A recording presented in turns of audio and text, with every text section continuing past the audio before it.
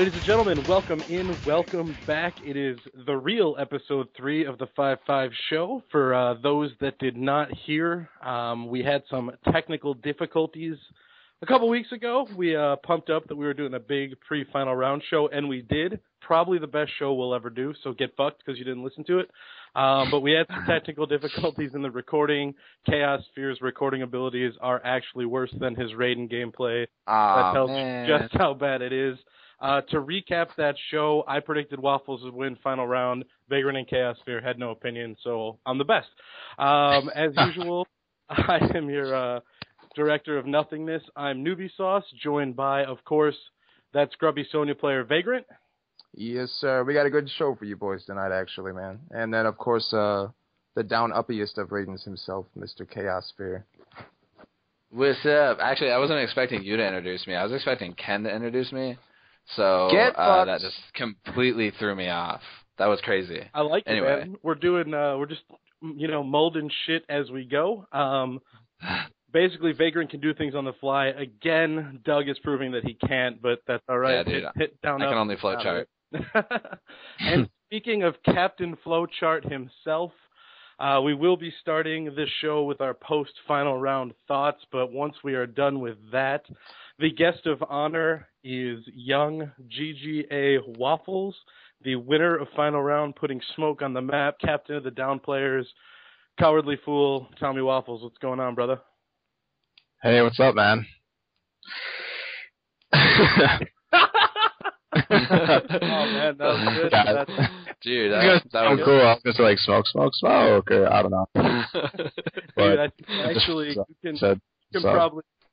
you can probably replace Doug on not having anything to say when I introduce them next week. Right. You just got fired. But anyways, there's Tommy Wafflez, captain personality himself. But boy. Wait, Tommy, I have to ask you.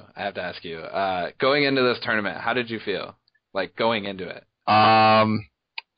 Well, when final round was originally announced, there weren't as many top players signed up, so I felt pretty good. Like, well, I mean, there was a lot of top players going. Chaotic was actually planning on going, and Pig was obviously going to be there, but I had no clue that Tyrant was going and PL. And when I found out they were going, that kind of made me go down in the dumps because they're two really good players, and Tyrant's beaten me before and Carl, and I was just like, wow, it's going to be a really tough tournament.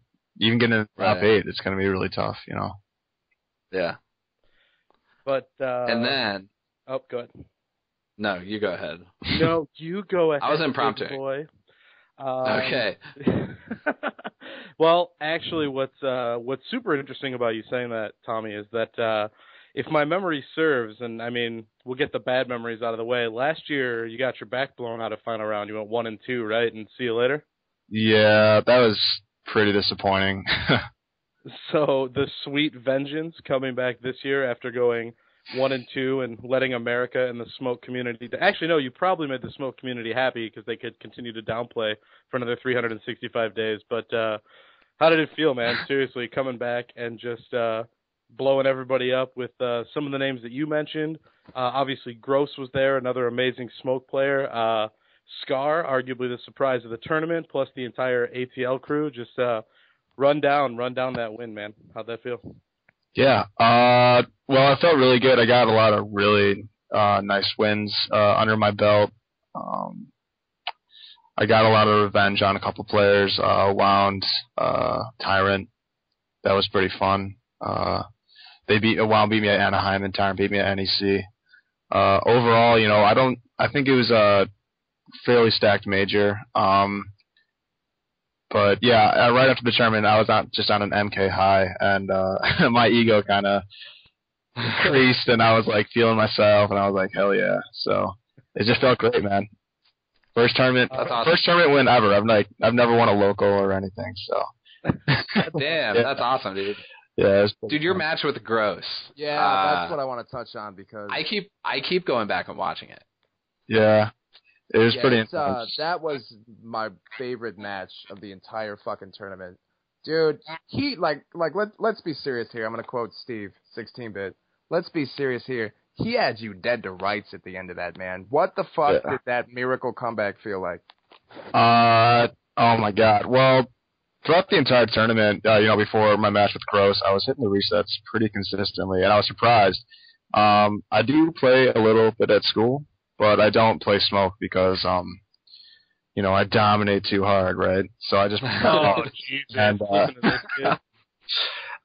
so I just play Alt. I don't play Smoke that much, and I don't really practice combos too often. So I was kind of worried about my execution and the resets and stuff. But the night before, Doug and I played a bit, and just that day I was just feeling it. And I played.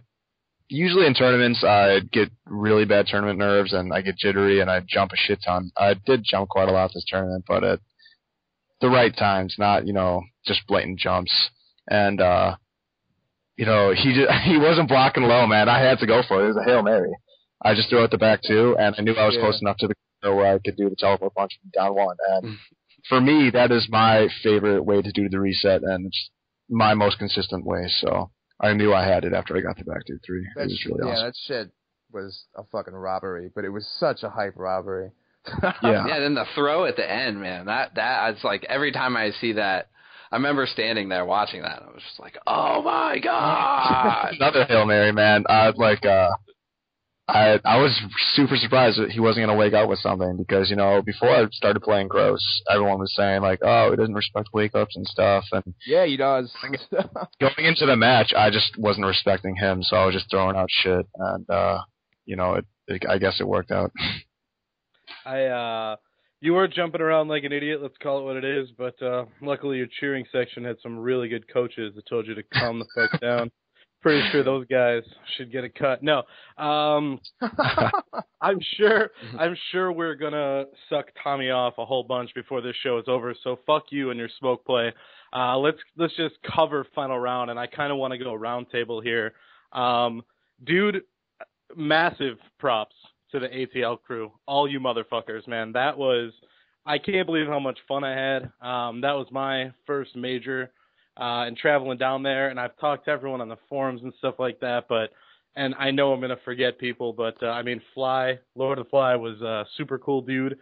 Reno Rax, who I hadn't really talked too much, ended up being way fucking cool. Glass Sword, you slept in my closet, but whatever, you're welcome for teaching you how to be Dink.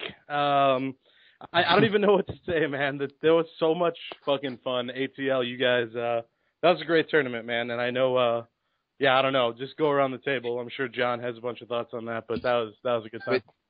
Yeah, I got a list of shout-outs. First of all, I want to shout out at Pig for running the tourney. Pig and Smar, actually, because I know Smar helped him out quite a bit. And Reno was by far the coolest fucking dude that I met there. So shout-outs to Reno just for being a good fucking guy and cool to hang out with. Joker, actually. It's funny, man. On the forums, he's a real smartass. So I'm going thinking, man, he's gonna come in. Maybe we'll do some matches, but I'm gonna have to deal with smartass, basically. And he was just like this down to earth, cool ass fucking dude in person.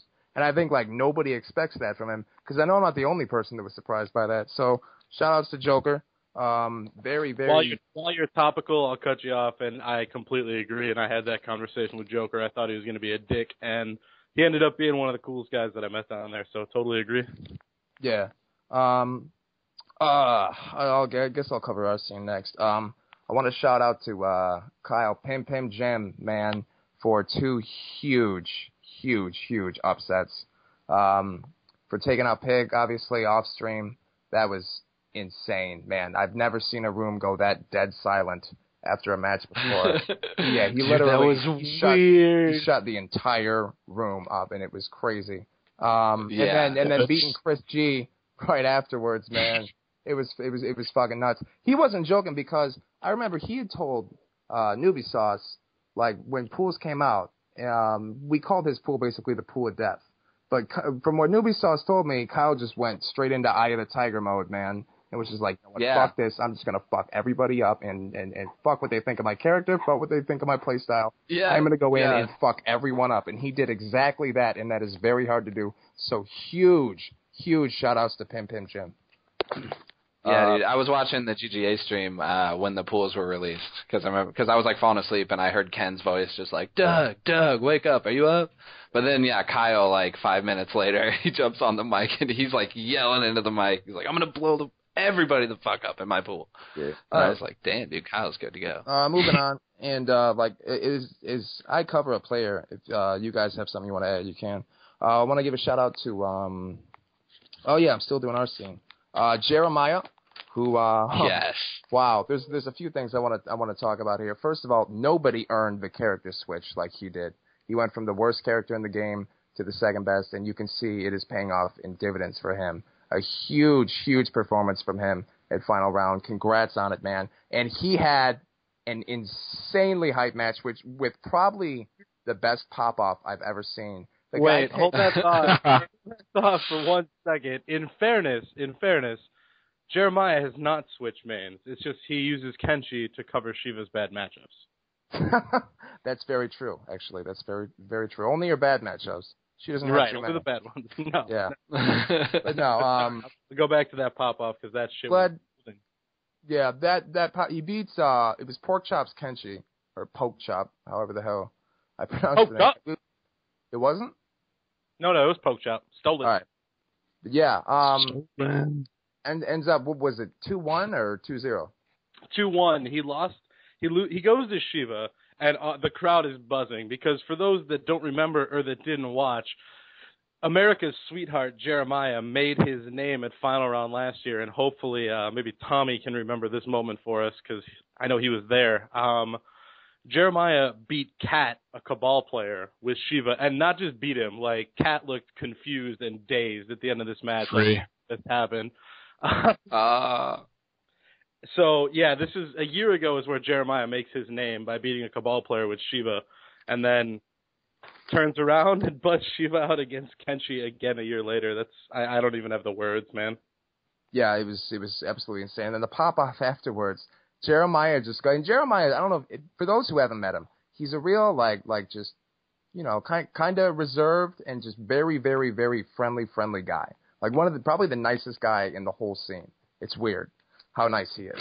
But afterwards, he goes into full-blown Shiva-style stomp and stomps on the ground like 4 or 5 fucking times, man, Shiva-style, right after he took, I think it was the last round, or maybe it was round 2 or round 3. And right afterwards, he pops out of his fucking seat and just starts stomping on the fucking ground like a fucking choking. It was crazy. Absolutely fucking crazy. But and then he jumped up on the chair.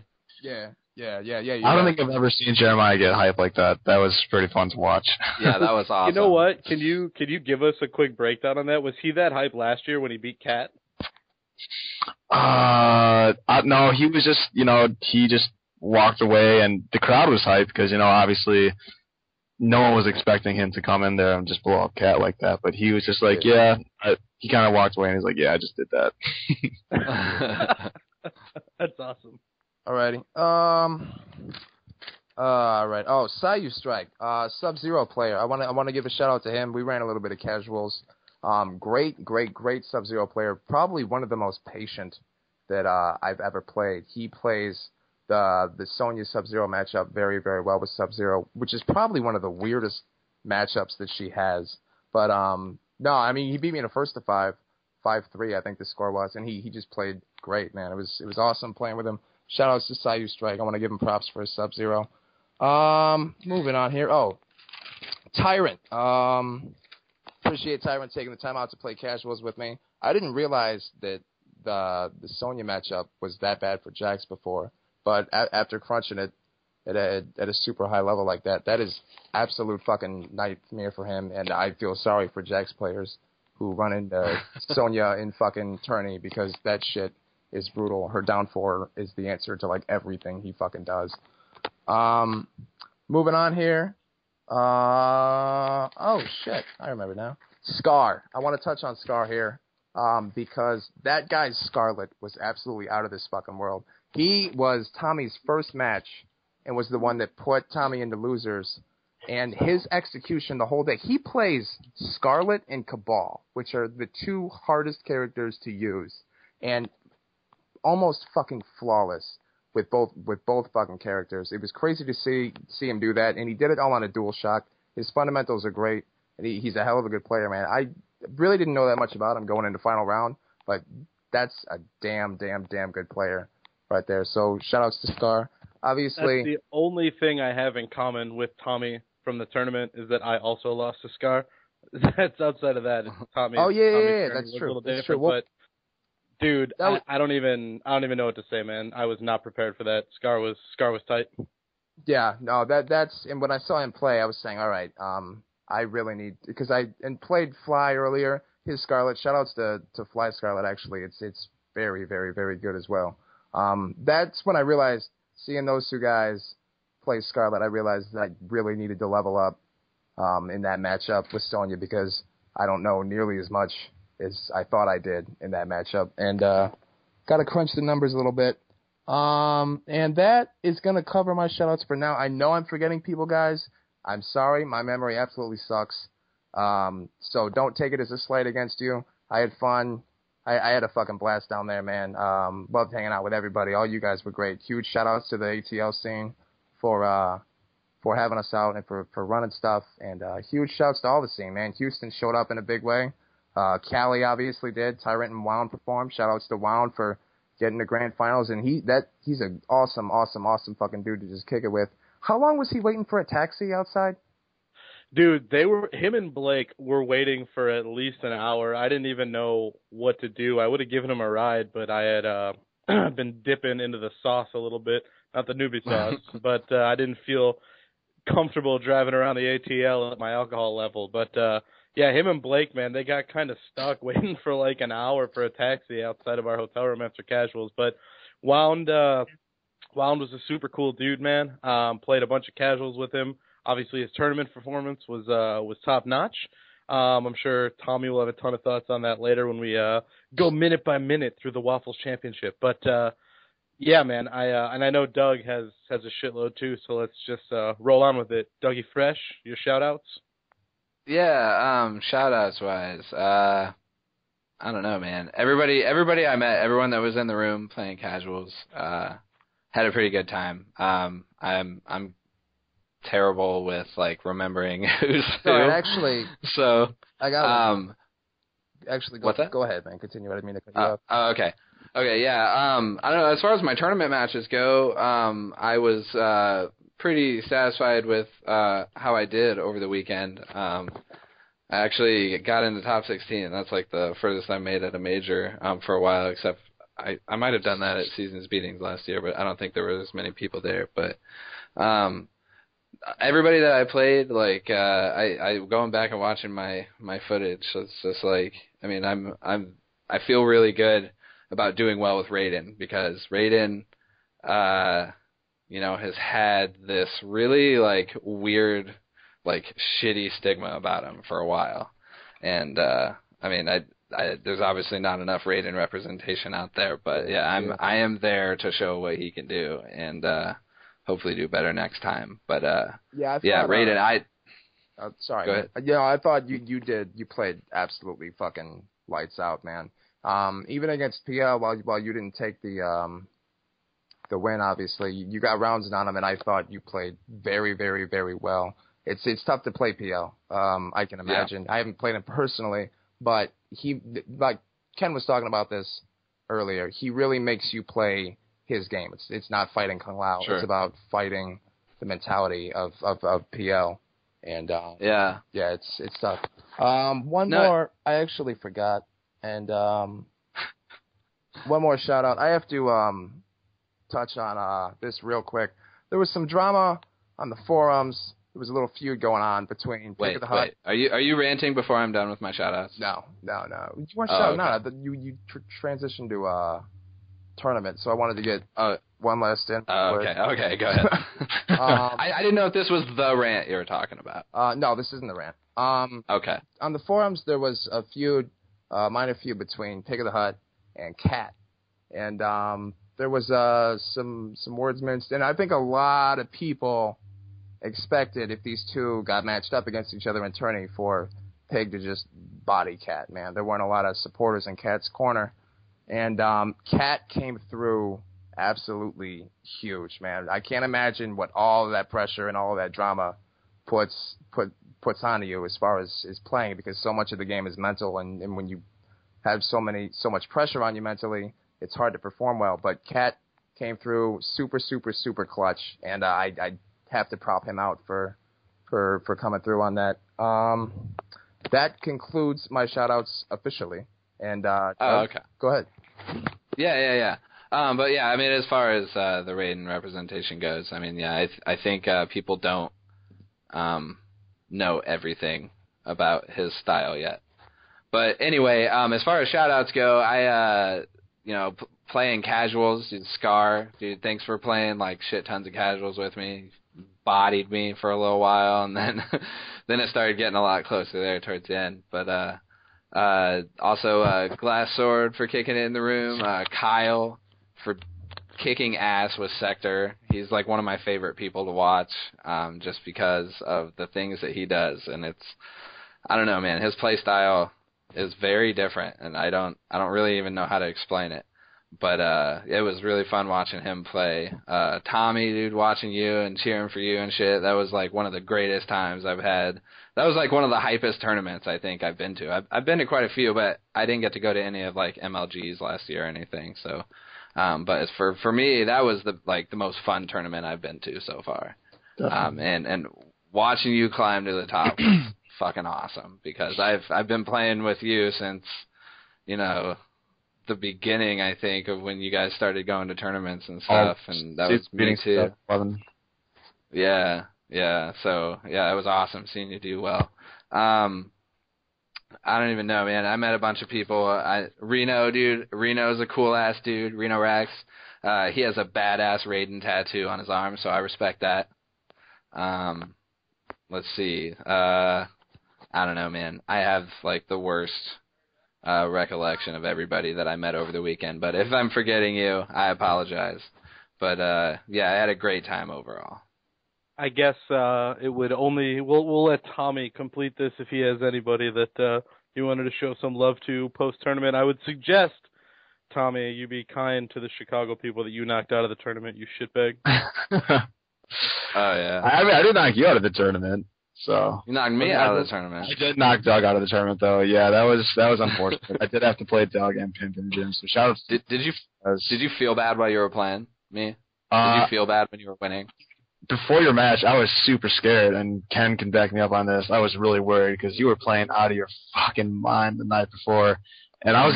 I'm not gonna lie. Like, if you want to know how fucked up Raiden is, you have to play Chaosphere, because it's gonna be a blow up. But yeah, shout out to you guys. You guys played out of your mind, and sorry I had to knock you out of the tournament, but I did work after, so it was kind of worth it. Yeah, no, that's awesome. I'm convinced that the only reason you won is because after you knocked me out of the tournament, I told you that you had to win the rest of the tournament so that I can say I only lost to PL and you. Exactly. So that's the only reason you won. So really, I should get the credit. You say that. I'm convinced he got knocked out because I allowed myself to get knocked out right before I would have had to play him, because otherwise he was getting the Kano, and Tommy is scared of Kano, so I didn't want to have to knock him out, Thank you for sparing. Whatever, Ken. Whatever you have to tell yourself, Ken. Yeah, it makes me sleep better at night for my poor tournament performance. Right. Whatever. That's good. Fuck Mortal Kombat. What? Okay. So, no, man. I before we get balls deep into smoke here, there's a couple things that I did want to touch on, and one is that, by the way, we really need to stop using the phrase "touch on." That's just so fucking dirty. I think I'm gonna impose a fine. That's why I use it, man. Anytime someone says "touch on," you owe $1 to the 5-5 show. Nah, I think if we can get this worldwide. I want to be responsible by saying touch on for other people thinking dirty thoughts. So, haha, fuck you. And now that I brought it up every single time that I say touch on, because I'm not going to stop saying it, fuck Ken, now you're going to be thinking dirty thoughts. So you're welcome, everybody. Anytime I hear your sweet, deep, grainy voice, I have dirty thoughts. But that being said, John Sergil is an angry, angry, angry man. and he was yelling at us before the show, something about how was it Bill Gates is a shitbag? I don't even know, but all I know is that you're angry, and I want to open up the floor for you to fucking get it off your chest, man. Yeah, there's a few things I gotta get off my chest. I know we don't put on blast people, or I know we don't put people on blast on this show, but I'm putting some shit on blast here real quick. Oh shit. So fucking, first of all, I'll start this off with I'm switching to Hitbox. You might ask, why are you switching to Hitbox? Is it because blah blah blah? You just want the cleaner inputs? Well, yeah, that, and dude, I am so absolutely fucking sick of the shitty ass fucking products that Microsoft fucking puts out. These fucking Xbox controllers with the rotating D-pad haven't lasted me a single time, because I bought two, both of which were $80 fucking dollars, haven't lasted me more than a fucking month. The first one I broke, I was playing Scorpion. There's no crazy D-pad shit going on there. The fucking Ken has had a friend break his playing Striker, and we all know how much crazy D-pad shit is going on there.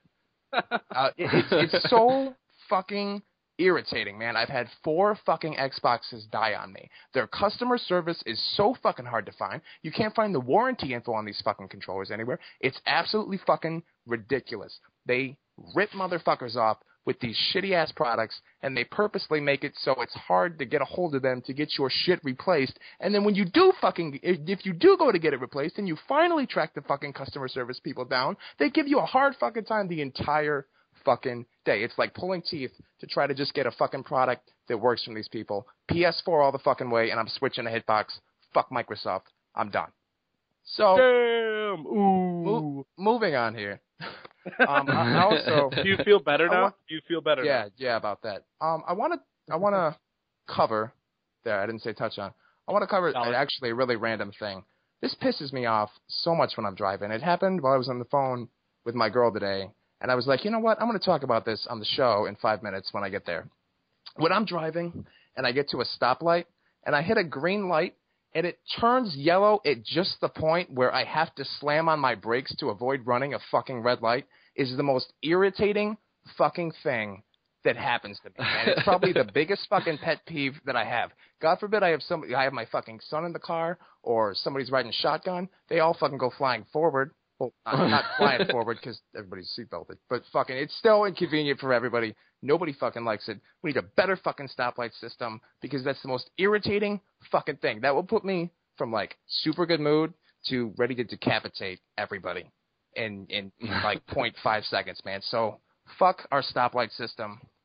And dude, I hate that moment, dude, when like you're in that like gray area where you don't know whether to keep going or to stop, but by the time you make a decision, it's like now I have to slam on my brakes. Yeah, like dude, that shit sucks. I just got off work. I've got like some chill music on. I've got fucking like just like old 90s rap going, just to, like nodding my head and chilling and getting ready to go to the show. I'm looking forward to it, and I get trolled by this fucking yellow light, and I just immediately my mood went to absolute fucking shit. So fuck that. My personal dude, it gives you a panic attack. Not only a panic attack, but one, I don't mean to go all old man, but I mean if it's raining, I'm afraid the car's going to slide. And two, for those that don't know me personally, I just bought a new car about a month ago, and the cup holders are really shallow, so my beer just flies all over the place when I have to slam on the thing. Dude, it is fucked up. All right, that's bad. We don't. Dude, I got that. I got it immediately. I loved it. Yeah, but I feel like we should not put that public service message out there. Right. If you drink and drive, you will go 1 and 2 at final round. So don't do that. If you want to be a winner, like Tommy Waffles. Do you feel better now, Vagrant? Yeah, for now. Maybe I'll rant about something later if I remember. But all right. Well, I'm good for now. Before you get too much angrier and before you start verbally abusing people that are actually on the show, can we talk about smoke just for a little bit? Is that okay? Doug, Ken, and Tommy, fuck you. And yes, we can. All right. Well, fantastic. Right. I'm just gonna take 10 seconds to set the scene, and then we're gonna let Tommy just kind of open it up, and we'll go from there.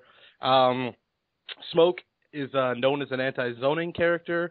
For those who are trying to get to learn him, he's got the fastest teleport in the game as far as hitting someone when they throw a projectile. He has an anti-projectile move called the Shake, where if a projectile touches him while he's doing it, the person that threw the projectile gets hit. So everyone forever has thought of Smoke that way, and thought that all his bad matchups would come when he's playing people that don't rely on projectiles. Clearly, Tommy just won a major with him. That's not the case. So the floor is yours, good sir. What do you think? No, not what do you think. That's a bad way to put it. Just give us Smoke, man. Just lay it down. Okay. Well, you pretty much got the basics down. He's an anti-zoner. A lot of people think that Smoke can only be played lame, so run away and, I don't know, wait for your opponent to do something. But that is not always the case. Smoke actually has a lot of really great rushdown, and a lot of his offense depends on wake-up Oki game, which he excels at. So he's basically got two normals that make his offense, and that's back 2 and down 4. And the reason why these are so deadly is because back 2 leads into full combo and the possibility of a reset, and down 4 leaves Smoke at enough advantage to continue his pressure. So you're kind of fucked either way you block. Right. But and it's a mix-up because the down 4 is a low. Yeah. And back 2, right. Yeah, it's the overhead. It's an overhead, exactly. So that fucks a lot of characters up on a wake-up, and even mid-screen, too. And once you get hit by the low, there's a possibility I can just go right into the overhead. So that's really crazy. I mean, he down 4 leads into, if we're talking about his offense, it leads into tons of mix-ups and setups, including any time that he gets you on the ground. That's either after an air break, which personally I only like to air break because, if I'm getting comboed, I'll air break so I can just teleport immediately. So you get punished for comboing me, basically, is what happens. So I'll air break, and then I'll instant teleport, and I'll be right in your face, and I'm able to set up a setup.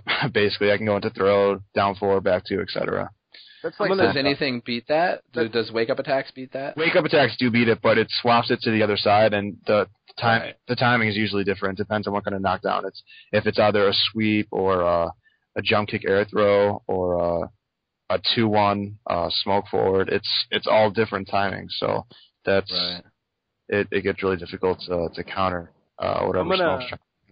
So on that thought, and what's a universal move in the game? Well, let's go with this.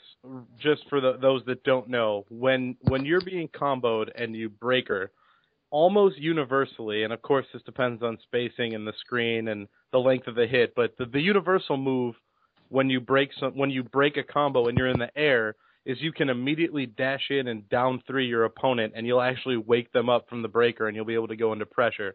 So what you're saying, Tommy, is that you don't go that route. You actually, because you can cross their inputs, and if you air break, you get a free teleport in. If it's a ground breaker, you don't have enough advantage to do that, though, right? No. Gotcha. Yeah. So, sorry, go ahead. No, it's all right. No, yeah, ground break. I mean, if I can't take the damage, I'll down break. But if I can, I'll definitely go for the opportunity of the air break because it leaves me in a very good position. Interesting. Cool. I knew that everyone could down 3. I didn't know that Smoke could get a free teleport off. That's fucked up, dude. It's like the best. Yeah, that's what game. That's what he blew me up with, I think, actually, and when we were playing at that moment where I was like, what the fuck? Like, I actually said that out loud. It was after the airbreaker into a whiff teleport, and I think he just immediately went into, like, a back 2, because I was, like, trying to wake up or something, and I just got fucked up in full combat, and I was just like, what the fuck was that? But, yeah, that's when I learned about that. Yeah, if you don't play the character, or if you don't play against the character enough, you're not going to know the timings for the specific setups, and it's really dirty. So yeah. It's and then it's fucked up, and that's how I did so well flying around. I just played Smoke. I didn't try to. I was gonna say I didn't try to think too hard, but that's putting myself. Oh god, that's Tommy Autopilot Waffles. He admits it. Smoke is brain dead. Get fucked. It's not true. Okay. GGA Waffles with no prep time is OP. Yeah, I saw that post. I Dude, that was pretty funny. Yeah. Outside of down 4 and back 2, clearly Smoke has other strings that come into play here, and all you hear from anyone is, you can't crouch block Smoke, you can't crouch block Smoke. So that would obviously lead us to the 3 down 1 2 string. And why I want you to talk about it is that I actually don't see you use that a ton in your pressure game, and I do see a lot of other Smokes use it. And I know that one of the hits in there is an overhead, which is kind of why that comes into play. But how come you don't use 3 down 1 2 that often in your pressure? I'll use it sometimes, but like if you just dial it out, and let's say they're trying to jump out of the pressure, which is not a good idea if the Smoke is pretty good at converting. If you just dial it out and you get the 3 down 1 2, he'll fly too far so that you can't get a combo. Whereas if I'm doing back 2 and down 4 pressure, if they try to jump out, I can immediately go into down 1 Smoke bomb. But if I do go into 3 down 1 2, and they block it, I can go into down 1 Smoke bomb for free if I'm on player 1. Well, actually, I think it works on both sides. I'm not sure. No, but 3 down 1 2 is +1, right? No, it's 0. Oh, yeah, it's 0. I thought it was +1. My bad. Yeah. No.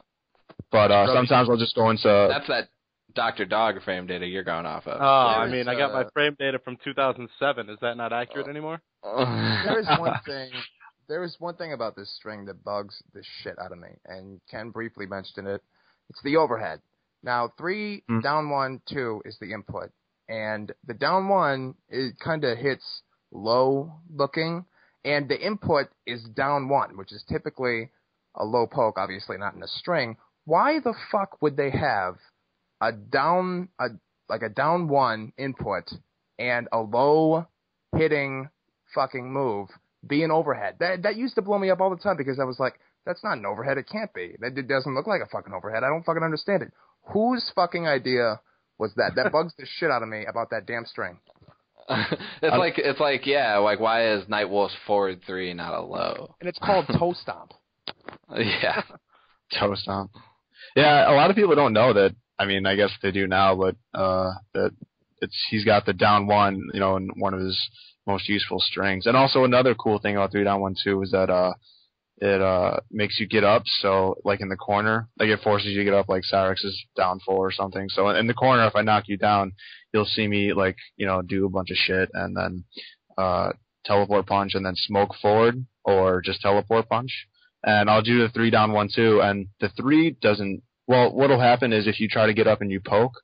So some people do this, 16-bit does it sometimes on Wake Up as a down 3 or a down 1. The 3 will hop over the poke, and then the down 1 will just hit you, and then you can get comboed. And if they just stay there, the down 1 will make you get up. And if you're not blocking low, I go into full combo. So it has its uses, but yeah, mid screen I'll just stick to the basics, down 4, back 2, throwing a throw here and there. I liked your breakdown that I believe you just said, I'll do a bunch of shit while you're in the corner. And then I'll 3 down 1 2. That was more smoke Tommy Wafflez. I'll do a bunch of shit. Well, I mean, man, I'll usually in the corner, I'll end everything in a teleport punch so that when I knock you down,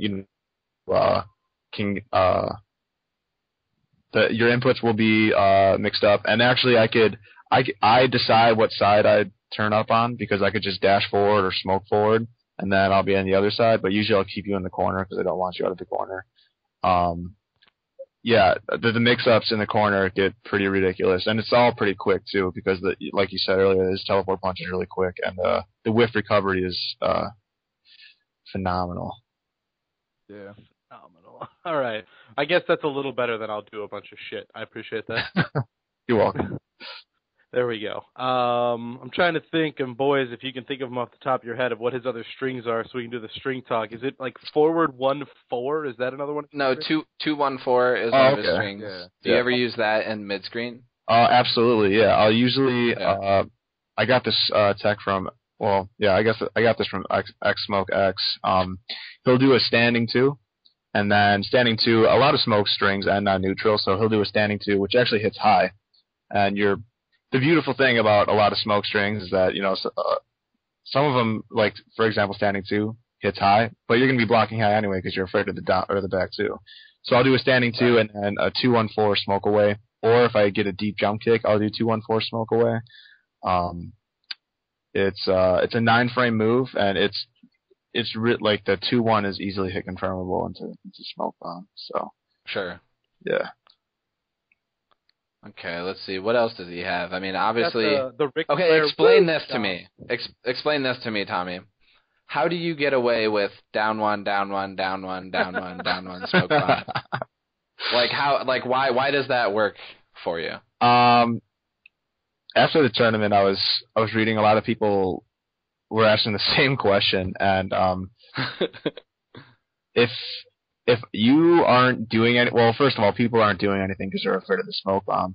But characters like Tyrant or Jax, Tyrant is amazing at this, and Johnny Cage, they can punish the down 1 and actually attack me before the down 1 smoke bomb comes out. So against them, I won't just mash down 1 because that's a huge risk I'm taking. But against other people, if they're just standing there, it's free.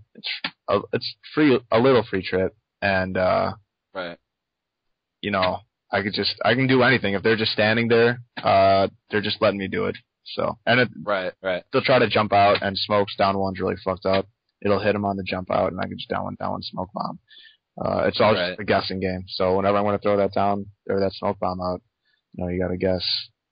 Yeah, and probably just because they're afraid of the smoke bomb afterwards. I mean, mainly sets up you to be able to just down 1, down 1, down 1 because it's, you don't want to get smoke bombed and reset to fucking oblivion. So, yeah, that's that. And his down 3, smoke's down 3. Do you ever use that to try to escape jump ins, or do you pretty much just go for the down 1? Every time just for the combo. Yeah. If I'll like train people to jump kick me because if you're gonna jump punch me, it's almost guaranteed that I'm gonna be able to do the down 1. Sure. Just because smoke's down 1 for cross up is great. I usually never do down 3. Because down 3 doesn't dodge jump kicks. Right. And it gets blown up by deep jump kicks. So yeah, I'll usually just use down 3 for poking out of pressure. And sure. His down 3 obviously leads because it gives them enough advantage, against certain characters to start initiating some pretty good offense. So his down 3 is great. It's got amazing range. It blows up Katana. It basically it makes the Katana matchup 6-4 in Smoke's favor, aside from the shake and damage. Really? Mm-hmm. Wow. So yeah, it wait, fucks up.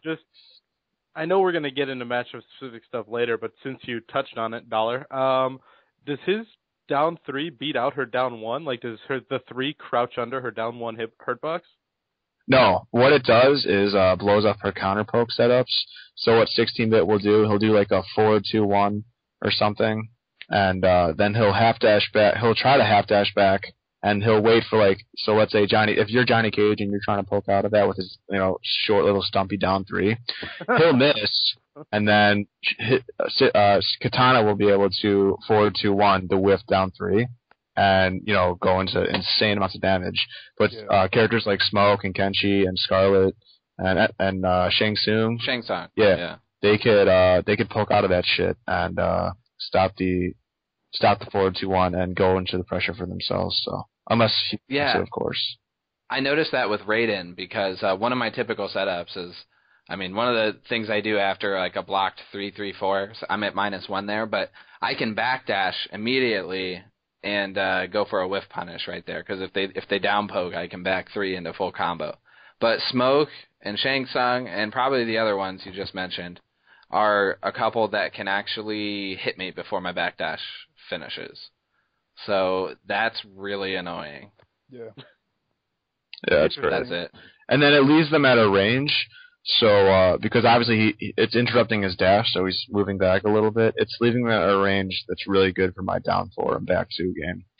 It's almost at max range, so he can't go for that. Katana has to apply a totally different game of offense against Smoke, which is really cool for me. It's amazing how much, I mean, when you think about what a down 3 really is, it does less than 1% damage, and it's usually used as a fuck, get off me sort of move, and yet that one move completely changes the way that certain matchups need to be played. It's really cool. Yep. And that's why Smoke is fucked up. That is the only reason it's fucked up. Yeah, that's it. No, I've only seen you use, I think, just the first part of this string. I'm assuming the whole string itself is bad, but I'm hoping you can give us some details. Is it the 1-1-2, the one that starts with like the Ric Flair chest slap? And yeah. Goes into some other stuff. Woo! For the record, if you ever see me doing that, it's on accident. Nice. I don't ever mean to do that.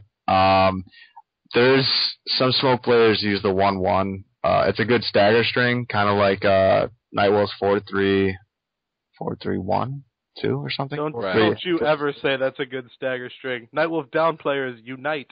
No, I'm kidding. Yeah, go on. But they'll do like 1-1 into throw. But when you're able, or when you think you can use one string, like a 3-down-1-2 after a down 4, or a 1-1, there's always better options like back 2 or down 4, because they give you more options to, like, it's more scary than like a 1-1. Like if they block it and then they could tech the throw or something, but after a down 4, you're left at advantage. Like Frothy tried to pitch the back 1-4 string. That was the string back 1-4. That one looks silly. That's real. Like you have, whenever you're in a situation when you have to use a back 1-4 or a 1-1-2, you have better options. Basically, is what I'm trying to say than those like back 2 and down that 4. Back 1-4 Vagrant. I don't know if you or Doug have ever like really looked at that string. It really looks like Smoke's just trying to like put a kick me sign on your back. He's like kind of reaching his hand over your shoulder. He's like, "What's up? I'm Smoke." I don't even know what that string looks so fucking stupid.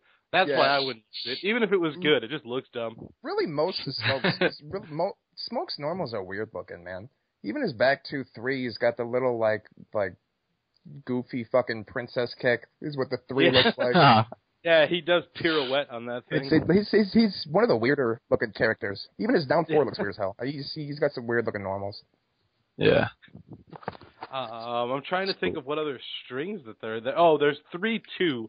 Now, I have never seen any Smoke player on purpose use that string outside of combo filler. I'm curious if there's any other application for 3-2 where you wouldn't just use 3-down-1-2 if you were using the 3. No, there's literally no reason why you would use 3-2. There is a 1-frame gap in between the 3-down-1-2.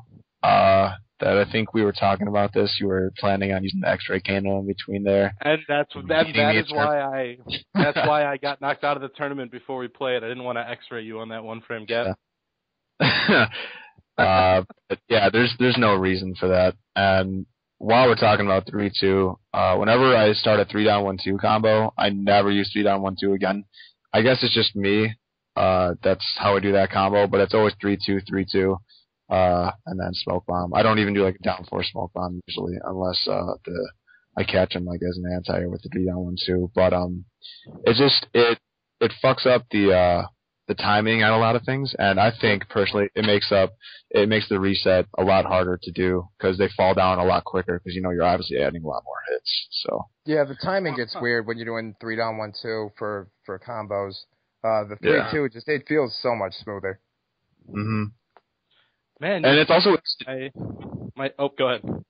I was gonna say it's also easier to hit because you go into which is it's got a pretty meaty hitbox, and then the 2 obviously is kind of like you're hitting upwards, whereas you do 3-down-1-2, the down 1 sometimes misses, and I see a lot of smoke players do that and it misses, and it's like if only you did 3-2, you would have got the exact same amount of damage into it's almost exactly the same the outcome, except 3-2 is just better.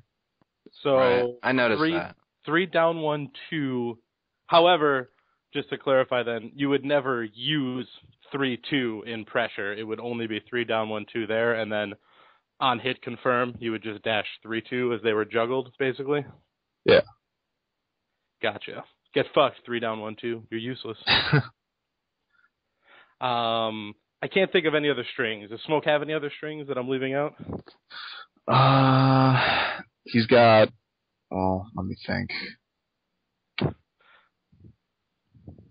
I don't think so. Yeah, we covered his useless strings 1, 1, 2, and back 1, 4. So yeah, I Smoke 3 strings. Good game, huh? Yeah.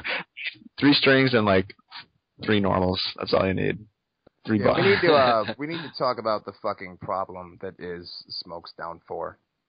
That dude, don't even get me started. I was hoping that the show would get at least to like the hour and a half mark before I started yelling about how fucked up that down 4 is. It's a great move. It's pretty good. You Why have is to it so elaborate good? more than that. Yeah, can you go into everything that he gets off a down 4 and why, comparatively, his down 4, except for maybe like, Cyrax and Sonya, who everyone knows about, but why is Smoke's down 4 so much more fucked up than, say, Jades or Nightwolves, even though I'm sure they also get plus 12 on hit? Why is Smoke so ridiculous? Well, yeah, that's one of the reasons. He gets plus 12 on hit, and that pretty much lets him do anything. But it's so good because you don't want to block low. So it's just like you can machine gun down 4s and elite, like you could just do anything, man. You could go into a throw, and then once you guess the back 2, it's like, fuck. And it's a quick normal. It's got a lot of uses, more than just for like pressure. It's a good anti-air sometimes. I think I used it against Tyrant in the tournament. So that was against his dash punch. That was ridiculous. No, I anti-aired him with he was trying to do an instant air jump kick because he was reading a jump, and it would have beat my standing too, but I down 4'd that shit, so that was pretty tight.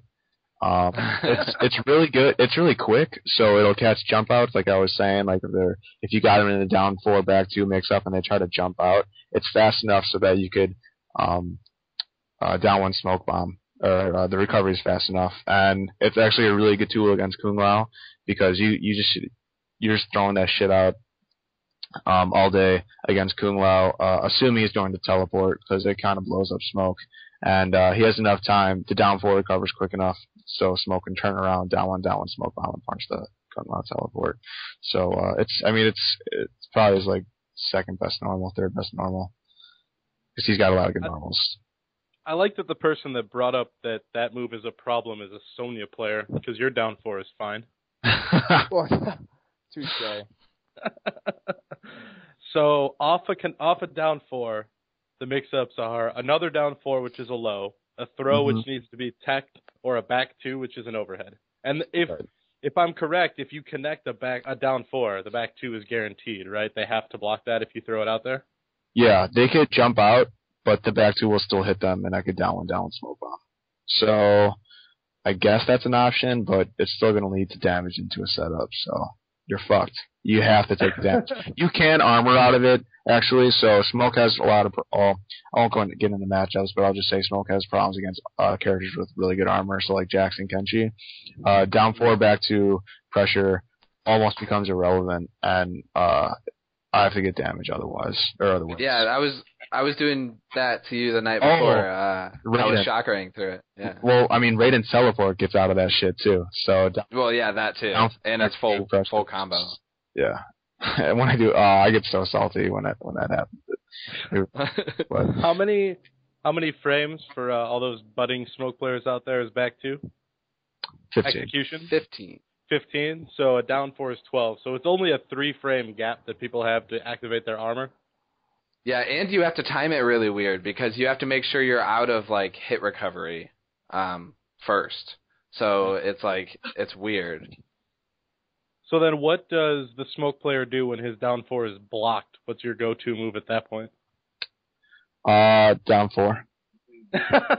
Yeah, that was the textbook Tommy Waffles answer. Yeah, down 4 again? Question mark? No, you know who's really blowing that up is Suk. Well, I mean, we've played for so long, but he knows that, like, because after a down 4 on neutral, so and it's a low, and it lowers his hitbox. So I'm gonna go for a down 4 again, because I'm assuming you're either gonna probably you're gonna jump, and a down 4, depending on how quick I could press it. If I'm on top of my games in terms of reactions, I could catch you on the jump out, I think. And depends on. Actually, no, you can't. Shit. Does he forward for you there? What was that? Does Will just? Oh, yeah, so Will forwards me after that, and that blows up the down 4. But hold on, for those that don't know, that's a Cabal player. So he's saying what Cabal does is that the big knee to the gut if his forward 4 is blocked. Yeah, and it's 9 frames. So if you have like a 9 frame hit and you see me, or if you see any smoke, if you block the down 4, that is when. Or if you block it down or back 2, just a single back 2, not the back 2-3, because back 2-3 is actually negative on block. But that's the key to like starting like fighting back, and that's when you're free to do anything.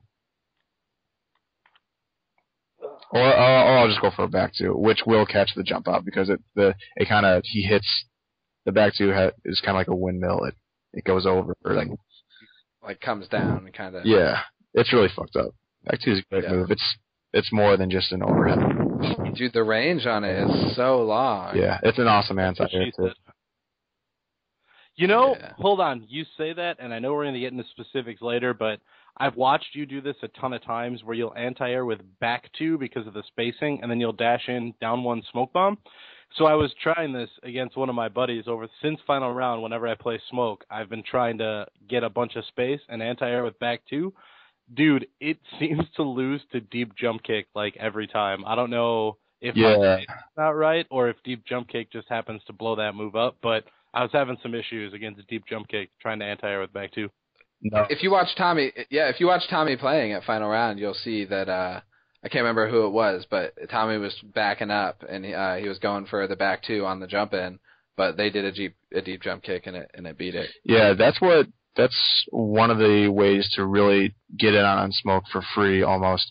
The best player in the community at doing that deep jump kick shit is Dizzy, and when Johnny Case gets in, you're fucked because he sticks to you. But deep jump kick will it'll blow up down 4, back 2. What you have to do is read it, dash, and then cancel the dash with the standing 2, and because he's not they press the kick button late enough for your standing 2 to come out. So that's how you counter that shit. Or you just back up even more because obviously he's jumping forward and then do the back 2. Right. But if you back up too much, I don't know. That's just getting too technical. If you back up too much and trying to counter the deep jump kick, you can't combo. You'll only hit him with a back 2 and down 1, but that's getting technical. It's too technical. There is no thing. There's no such thing as too technical on the 5-5 show. Yeah, dude. Cool. If you think we're gonna let you get out of here with saying I do down 4, back 2, and a bunch of shit, you are mistaken. But before we get real deep into the technical, I want to cover one last thing of basics, and then I know that Vagrant and Chaosphere have a ton of questions for you on the technical side. But for those budding smoke players or the people that want to pick them up, or Perfect Legend, who I overheard at the tournament saying, "What are Smoke's combos? What are your non-reset B&Bs? Just the 3 down 1 2 and the back 2 3, which I'm assuming are the 2 launchers. And I guess a naked smoke bomb, since those are probably the most common ones, because the smoke strategy seems to be, one of his strategies is just pepper you with smoke bombs. What do you use in those situations if you're not going for a reset? And we'll get into all the reset shit later, but just a normal B&B. Okay, so this is actually, players think whenever they get hit by smoke, it's a guaranteed reset. Off of back 2-3 mid screen, it almost is. It takes a lot of practice. It's not 100% of the time, but I'd say it's about 90% of the time we get the reset. But anyway, so if I'm not doing the reset, I'll usually do dash 3-2. So off of back 2-3, I'll do smoke bomb. I'll do dash 3-2, 3, and then I can go into just so many different things. I can go into jump kick, air throw. I can go into 2-1 smoke forward. I can go into teleport punch to keep him on the same side, or jump kick, air throw to throw him on the other side. Or I can go into forward 4. And all of these lead into Smoke's, Oki game, because except for the 2-1 still, but the forward jump kick air throw and the teleport punch all let Smoke teleport punch on the other side of you and begin his wake up pressure, which is really, really good. After the 2-1 smoke bomb, usually I'll go for a throw or a 3 down 1-2.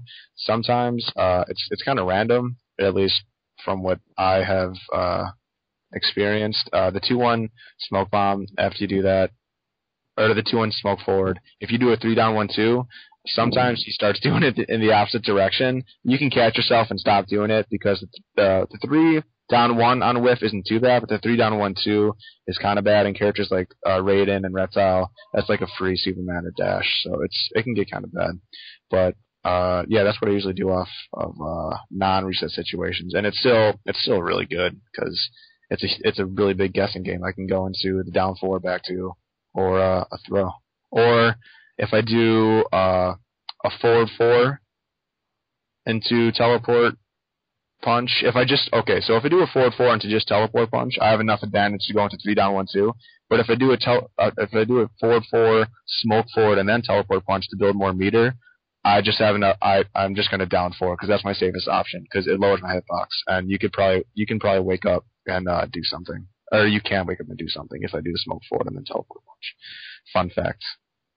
I know that Chaosphere is probably super curious about this because he lamented to me after the tournament because he wasn't quite familiar with the advantage Smoke gets on his combo enders. So, would you mind giving us a quick rundown of is it 4 enders? Jump kick throw, 2-1 smoke through, whiff tele punch, and then forward 4 tele punch? Are those his options and what he can, like, where he ends up and what he does after those? The 2-1 smoke forward, he doesn't like wake up attacks. If you do them on the right side, will guarantee it'll blow Smoke up. So that is just a mix up on it's just different from what I would usually do. Forward 4 jump kick teleport, and if you do the wake up, it'll blow me up. Usually after that, like I said, I'm going for the 3 down 1-2 or a throw. But what were you saying about the jump kick air throw or the forward 4? Well, yeah, where Smoke ends up, and then, okay, so Doug, maybe you can explain this better because you were the one that witnessed it, but basically after the tournament, Doug was like, I don't know what just happened after those combos. I tried to down 1 and with teleporting, and bad things happened. Oh, no, yeah, I think he's just meaning, like, what are the combo enders where he gets hella advantage off of whiffing a teleport punch, like jump kick air throw, whiff teleport punch, like right there. Yeah, that's huge. He gets the most advantage off of a forward 4, off a forward 4 and just a teleport punch. And so is it just forward 4 linked into teleport punch, or just forward 4 and then teleport punch? Forward 4 linked into teleport punch. Okay. Yeah, and then jump kick air throw teleport punch. Okay, so those are the 2 situations where it's like you either have to like armor what's coming next, or just block it, or wake up attack, I guess. Yeah, and it's always a cross up unless I do 2-1 smoke forward, which depending on if you tech roll, it won't be a cross up. Right. And if you don't, it will be. Okay. Smoke's a douche. Yeah. Yeah, I felt like I had a pretty good feel of the Smoke matchup, but I did not realize that he had those combo enders that just put him back at advantage. I did not realize that. Yeah, it's great. One other really cool thing about Smoke's jump kick air throw, this is actually some new tech. It bothers me. I can't remember who figured it out, but after a jump kick air throw, instead of doing a teleport punch, you could dash forward and do a smoke forward. And I think I told you guys about this before, but if I haven't, well, here you go. If you smoke forward, and if Smoke jump kick air throws, dashes, and then smoke forward, it will blow up any wake up in the entire game. What'll happen is, as the person is putting in the wake up move, they will go in the opposite direction, and Smoke will be behind them, and then I just will throw a smoke bomb, and it'll catch them. It'll catch everything. So it blows up all wake ups in the game. That is awesome. Yeah. Smoke is broken. I don't go for that too often, though. I don't know. I mean, because usually people are just blocking because I usually am just, throwing out a down 4 or back 2 on their wake up, and they're more worried about that than doing a wake up move. So yeah, it catches people. I blew a lot of people up with that final round because they didn't know what the hell was going on. Nice. So jump kick, air throw, dash forward, smoke towards, and you'll go through their wake up, huh? Is it a quick dash or a full dash? It's a full dash. Oh, nice. That's fucked up, dude. Dude, That's good to know. every time. I'm going to do it online somehow. Yeah. new Doug smoke tech online. All right. Those resets.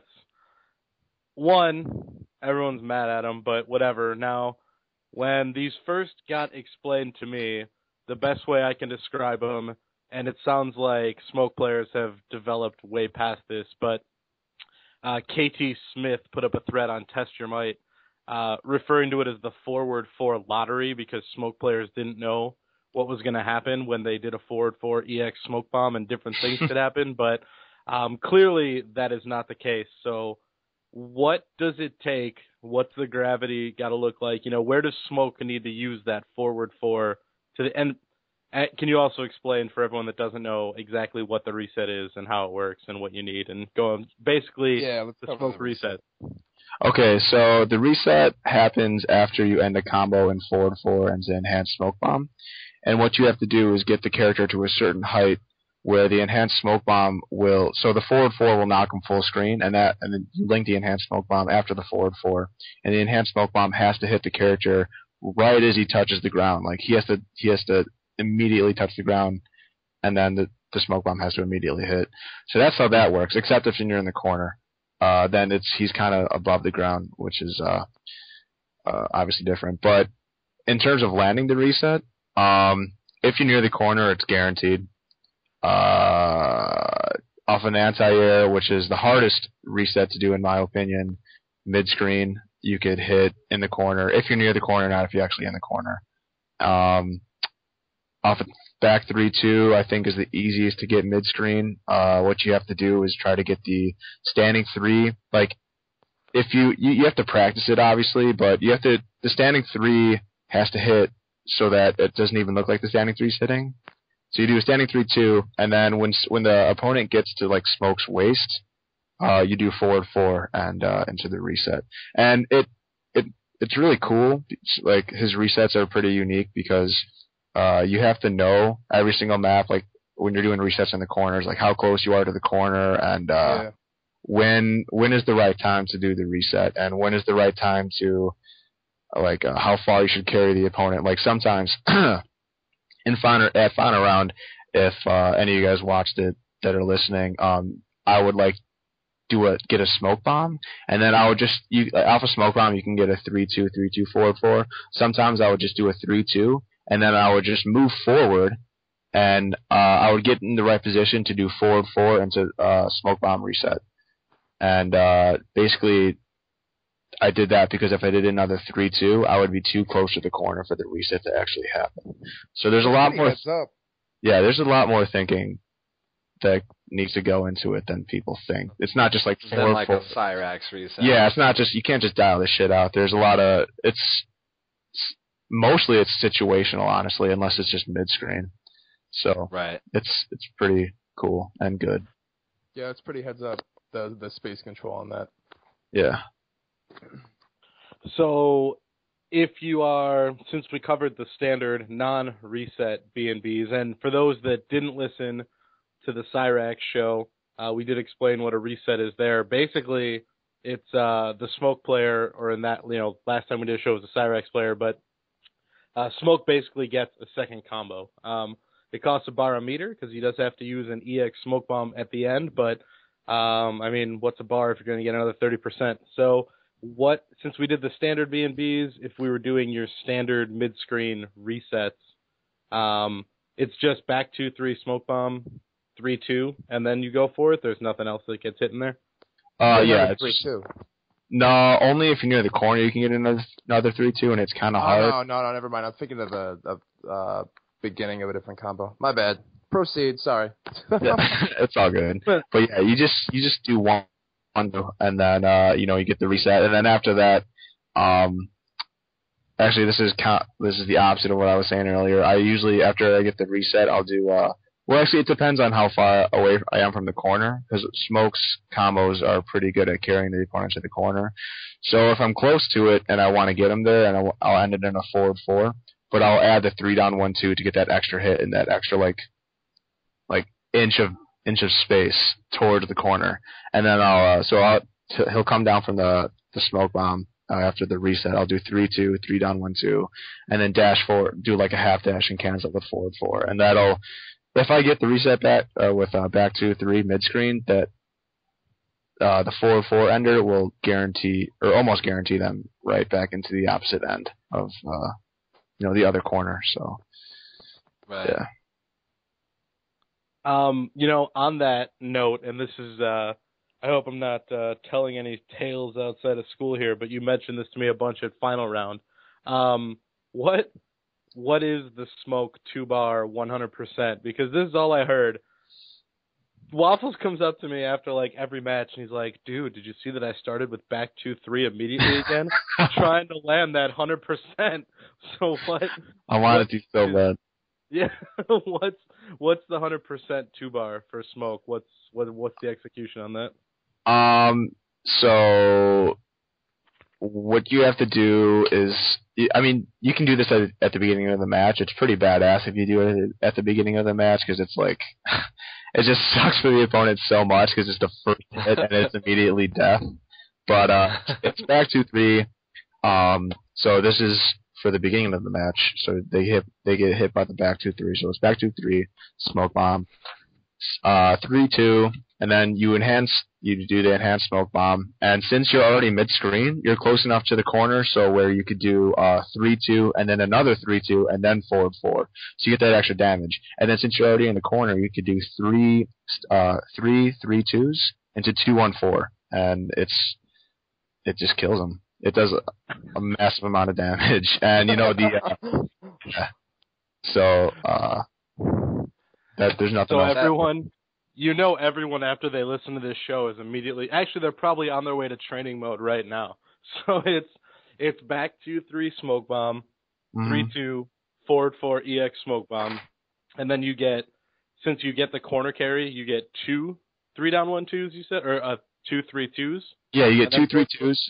Yeah, and then because you're doing 2 3-2s, you're gonna have to. The forward 4 is kind of tricky because in the corner they kind of have to be higher above the ground than they would have to be mid screen. But it's really easy to do. You just basically do the forward 4 immediately, and it's a lot easier in the corner. If anyone's ever tried it, if you're near the corner, it's once you understand and learn that sweet spot, yeah, you can land anything. Off of anything. That's so fucked up. All right, so this is the only time I'm going to ask this question, and then I know John's got a bunch of stuff, but I just have to be that guy. With your victory at Final Round, with the knowledge that Smoke has 100% resets, with the knowledge that Smoke is brain dead, as you told us, and with the knowledge that Smoke just does a lot of shit and then teleport punches, why does the Smoke community think this character is so bad? Why do people insist on telling us that this character cannot compete at the highest level, or have they all quieted down now that you've shown them the way? No, I don't think his matchup chart has changed that much.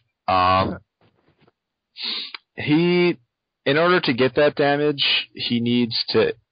It's harder for him to get the damage than Cyrax, I guess. If that makes sense. Like Cyrax can, off of any net, he could do the reset. No, and for Smoke, mid screen, he has to get it off of back 2-3, or he has to carry you to the corner. Like off an anti-air, for Smoke, you're just getting like 24-23%. But for Cyrax, if he anti-airs you with, it's a full reset into or at least massive amounts of damage, and then into another, mix-up if he hits you with another net. So it's just harder for him to get damage than Cyrax. All right, fair enough. I was just curious because, the Smoke community would have you believe that, Smoke is like bottom 5. That's why I was just curious. I was just curious. I was on that All same hype too until I did okay at Final Round, and then I was like, all right, he might be top 10. Yeah. He might be. He He's up might there with, be. yeah. Alrighty. There's three main things that I want to talk about. First of which I'll cover is I've said for a while that Smoke can go as far as players with good spacing can take him. His back to the overhead is advancing, and the spacing on it is weird. It throws me off when I'm fighting him like all the time. And then smoke towards and smoke away.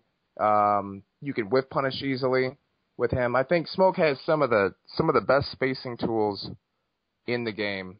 Talk about a little bit about Smoke's spacing game and whiff punishing with Smoke. Yeah, it's really good. Like against characters without a teleport, like Katana, Jax, Liu Kang, those types of characters, Smoke can really kind of set the pace of the game. Smoke porting back, he could bait out jumps really easily with Smoke port, and then dashing and then doing a back two or something like that.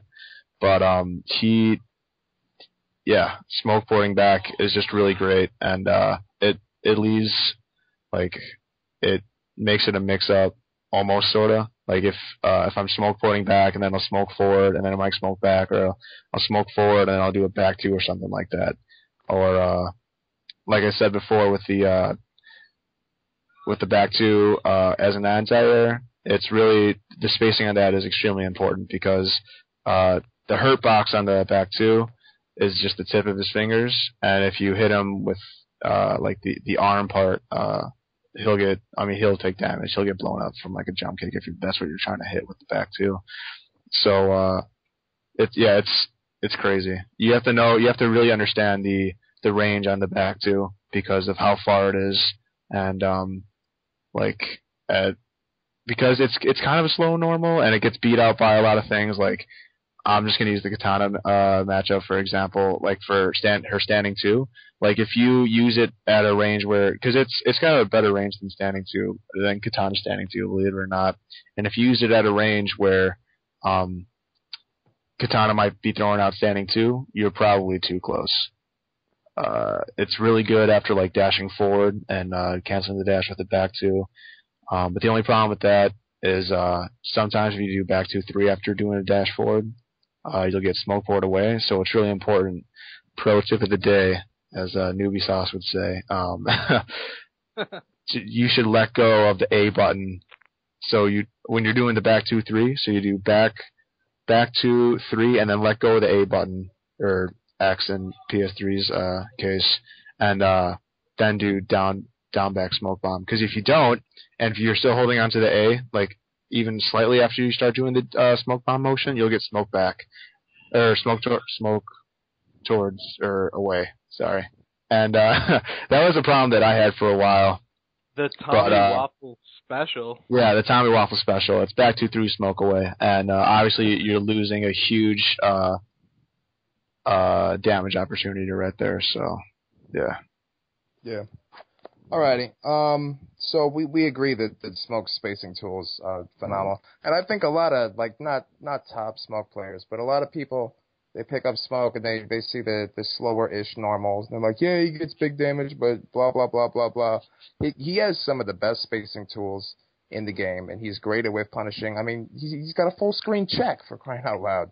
And his walk speed. Yeah, his walk speed seems pretty good. Yeah, it's pretty good. I think a lot of Smoke players, it might not be the character. Just you might just really focus on Smoke's spacing game, because I know that's how Tommy beats my Sonya all the damn time. Is I've been whiff punished for down 4 and like trying to armor him out of stuff. He'll smoke away and smoke bomb me, and it's so fucking annoying.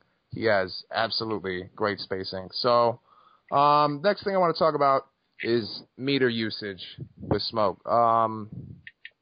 Obviously against a character like Cyrax, you want to save meter for breakers, but when you're playing,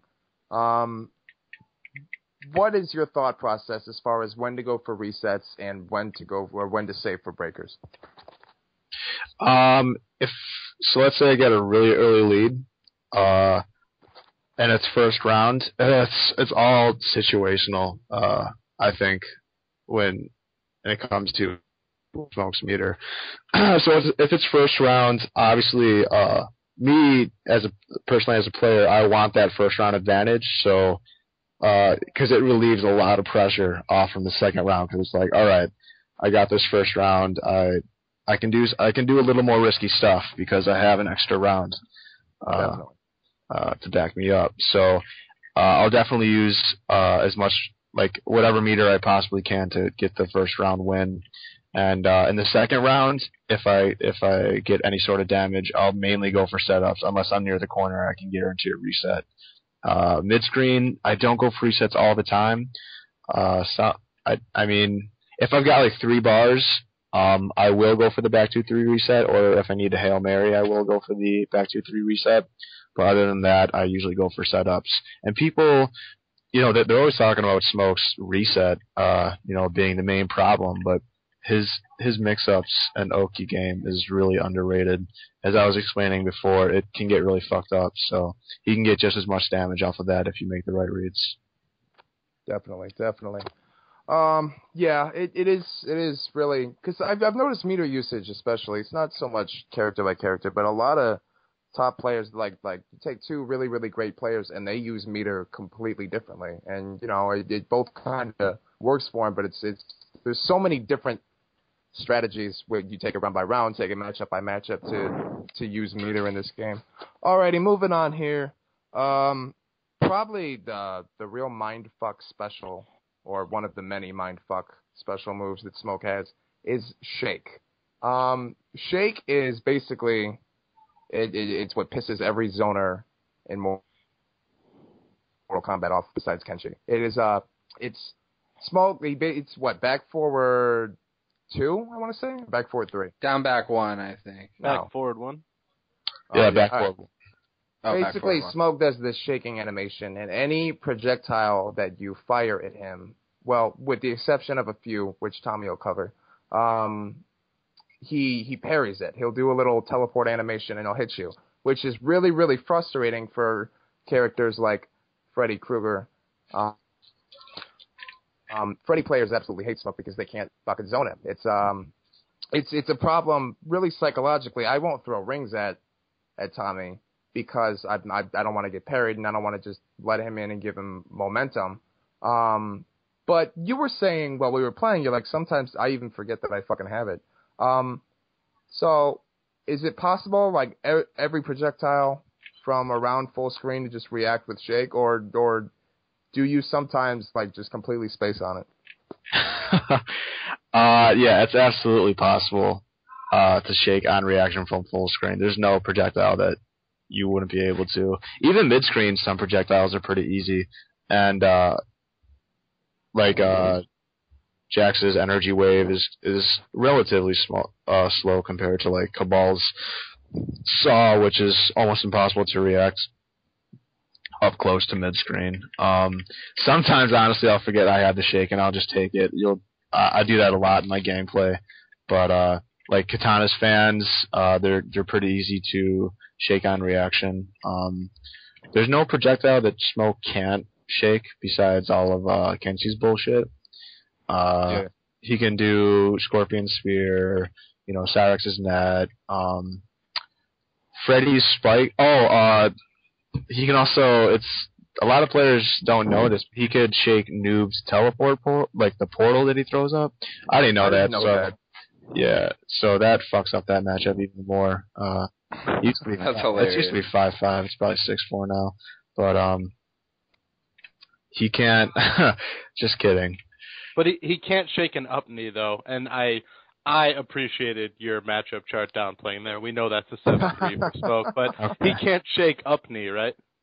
No, he can't. That move fucks up Smoke. No, I'm just kidding. Smoke Bomb blows that up easily. You could tell when a new player just dying to throw that out because it's a really good move. It's almost impossible to jump over, and it's got good range for some odd reason. Right. Right. Alrighty. That pretty much covers the main stuff that was on my mind right now. I'm sure I'll think of more stuff in a little bit. Actually, I'll turn it over to Doug. Doug, is there anything you wanted to cover? I think I'm trying to think if there's anything anything else I really wanted to know about Smoke. I mean, for me playing Raiden, I mean, I just think of all matchups from the perspective of Raiden because I don't really play any other characters. So Smoke is one of those characters for me.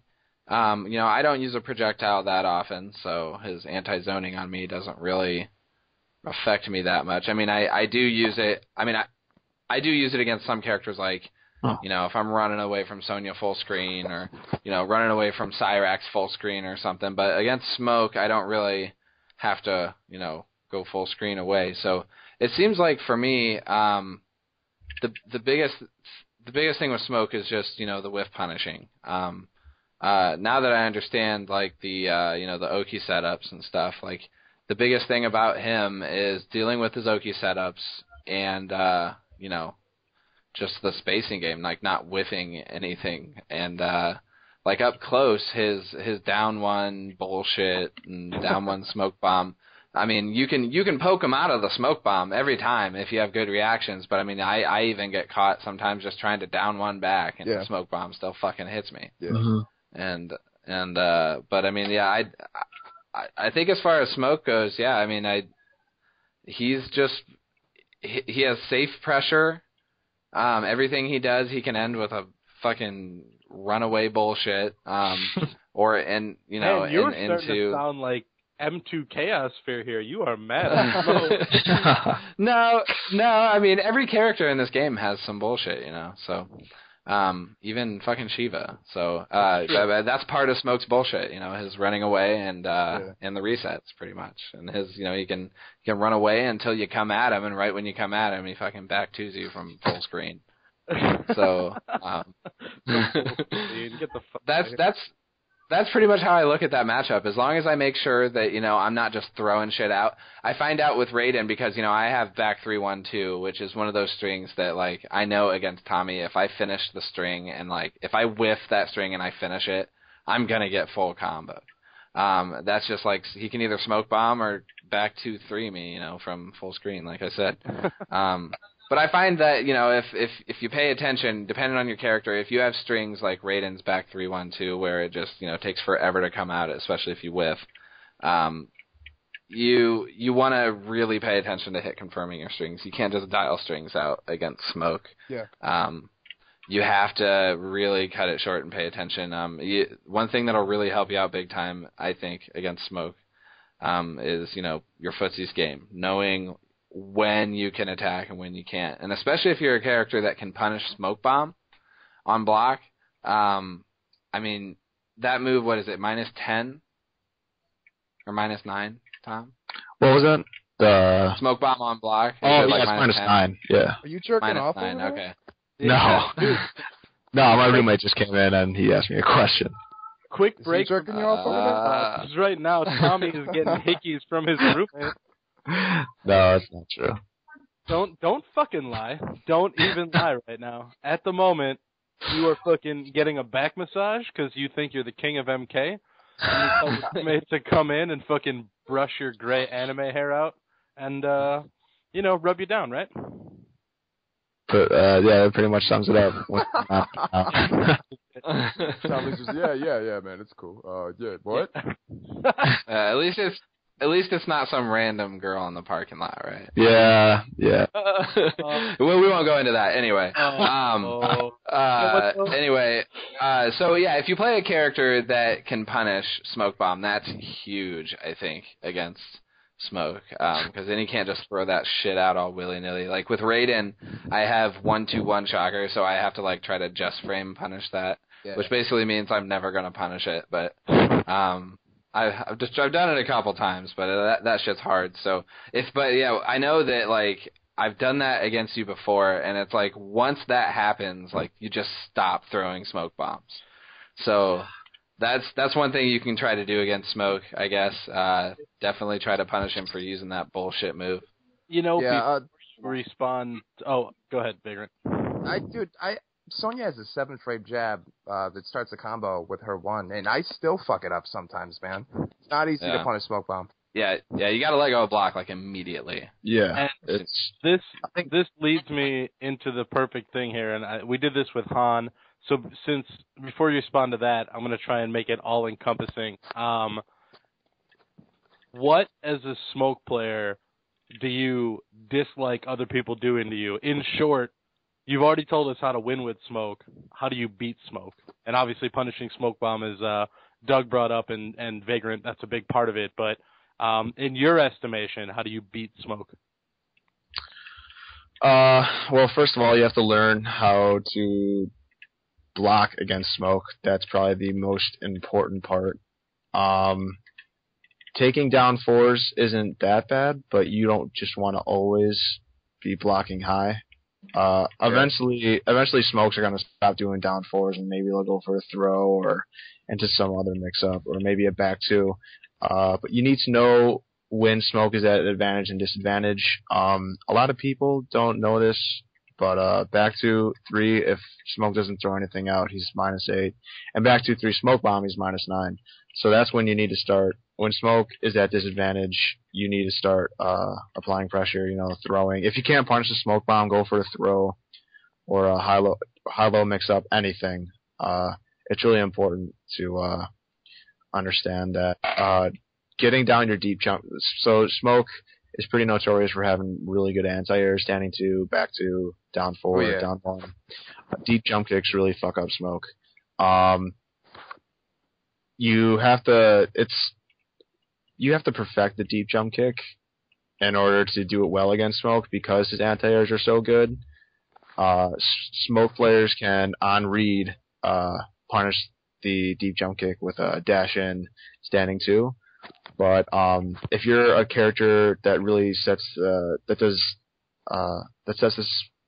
pace against Smoke, like Johnny Cage, Sonya, Kung Lao, deep jump kick really comes in handy, because I'm always, like, against Johnny Cage, I'm always worried about him dashing and doing a forward 3, so his deep jump kicks are almost free, and I have to take them. It really sucks. Dealing with Smoke Board on Wake Up is really important. Some characters can really blow it up. If you read it, Rating can Superman. I mean, Doug's done it to me a couple times. Johnny, either direction. Yeah, exactly. Johnny Cage can forward or shadow kick. In the corner, it's a lot of Smoke players, it's their go-to move. You can't really start immediately. So if you get a knockdown on Smoke in the corner, you can't immediately start applying pressure, because if you're up close in his face, Smoke is going to be able to smoke board out because of the invincibility frames on his wake up, right? So you have to back up, and you just want to because if you back up, you're putting a Smoke player into shock, because they're probably not going to know what to do in terms of getting out of the corner. So, it's harder for him to get out of the corner when you back up and just play it real slow and, carefully apply pressure. Because I don't think, at least I don't do this. I don't just throw out a naked Smoke port, because I'm not at advantage when, you're not on the ground and I do a Smoke port. So you could, like, if I Smoke port, so let's say you knock me down in the corner, and then you back up a little bit, and then I dash up and I try to Smoke port, you could full combo punch me as I'm getting out of the Smoke port. So that's really important, is spacing out that Smoke port in the corner, keeping Smoke in the corner. Ken. Yeah. You're breathing into your phone. Stop jerking off. Why is everybody jerking off this time? Well, because I got all fired up because Tommy was doing it, so I just wanted to be included. I thought it would improve my gameplay. Yeah. It's like yawning. One song yawns, everyone's just doing it. That's right.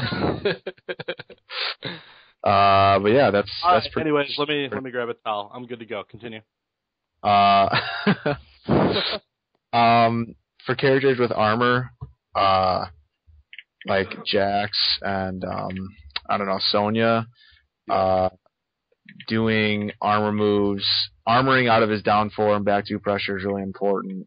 That basically makes me not able to continue my mix-ups and instead end it immediately or jump or wait for a punish.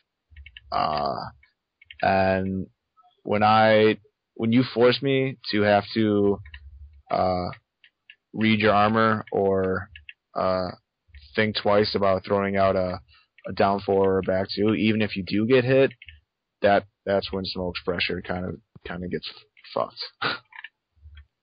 So make the Smoke player think, and if they can't autopilot, they're in trouble? Yeah. So you have to play his wake-up game better than he does. Mm-hmm.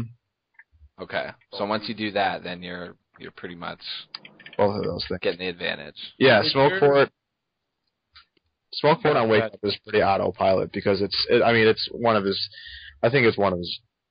The greatest things about Smoke is how good his Wake Up is and how he doesn't have to deal with pretty much anything, almost anything. Right. If you play the character enough to the point where you're able to 16-bit, he can forward to one my smoke away.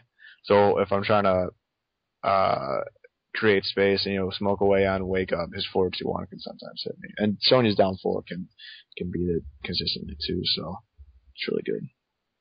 Yeah. Back 3-1-2 probably would catch that too. Or Raiden's back 3-1-2. Yeah.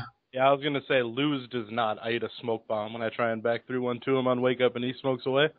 Or a back 2 from full screen, as Doug says. So, what what characters give Smoke the hardest time? Like, what are the characters, not the players, but just what character are you like, fuck, I do not want to have to fight this motherfucker right now?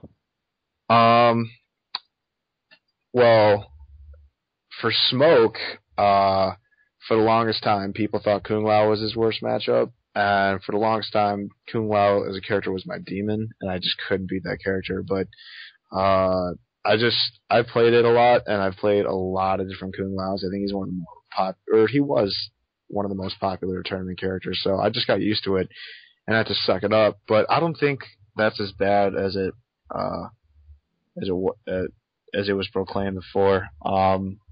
Right now, I think the number one character that I don't want to fight would probably be Cabal, Kenshi, or Scarlet. No, I'm just kidding. It's only Scarlet playing Scarlet.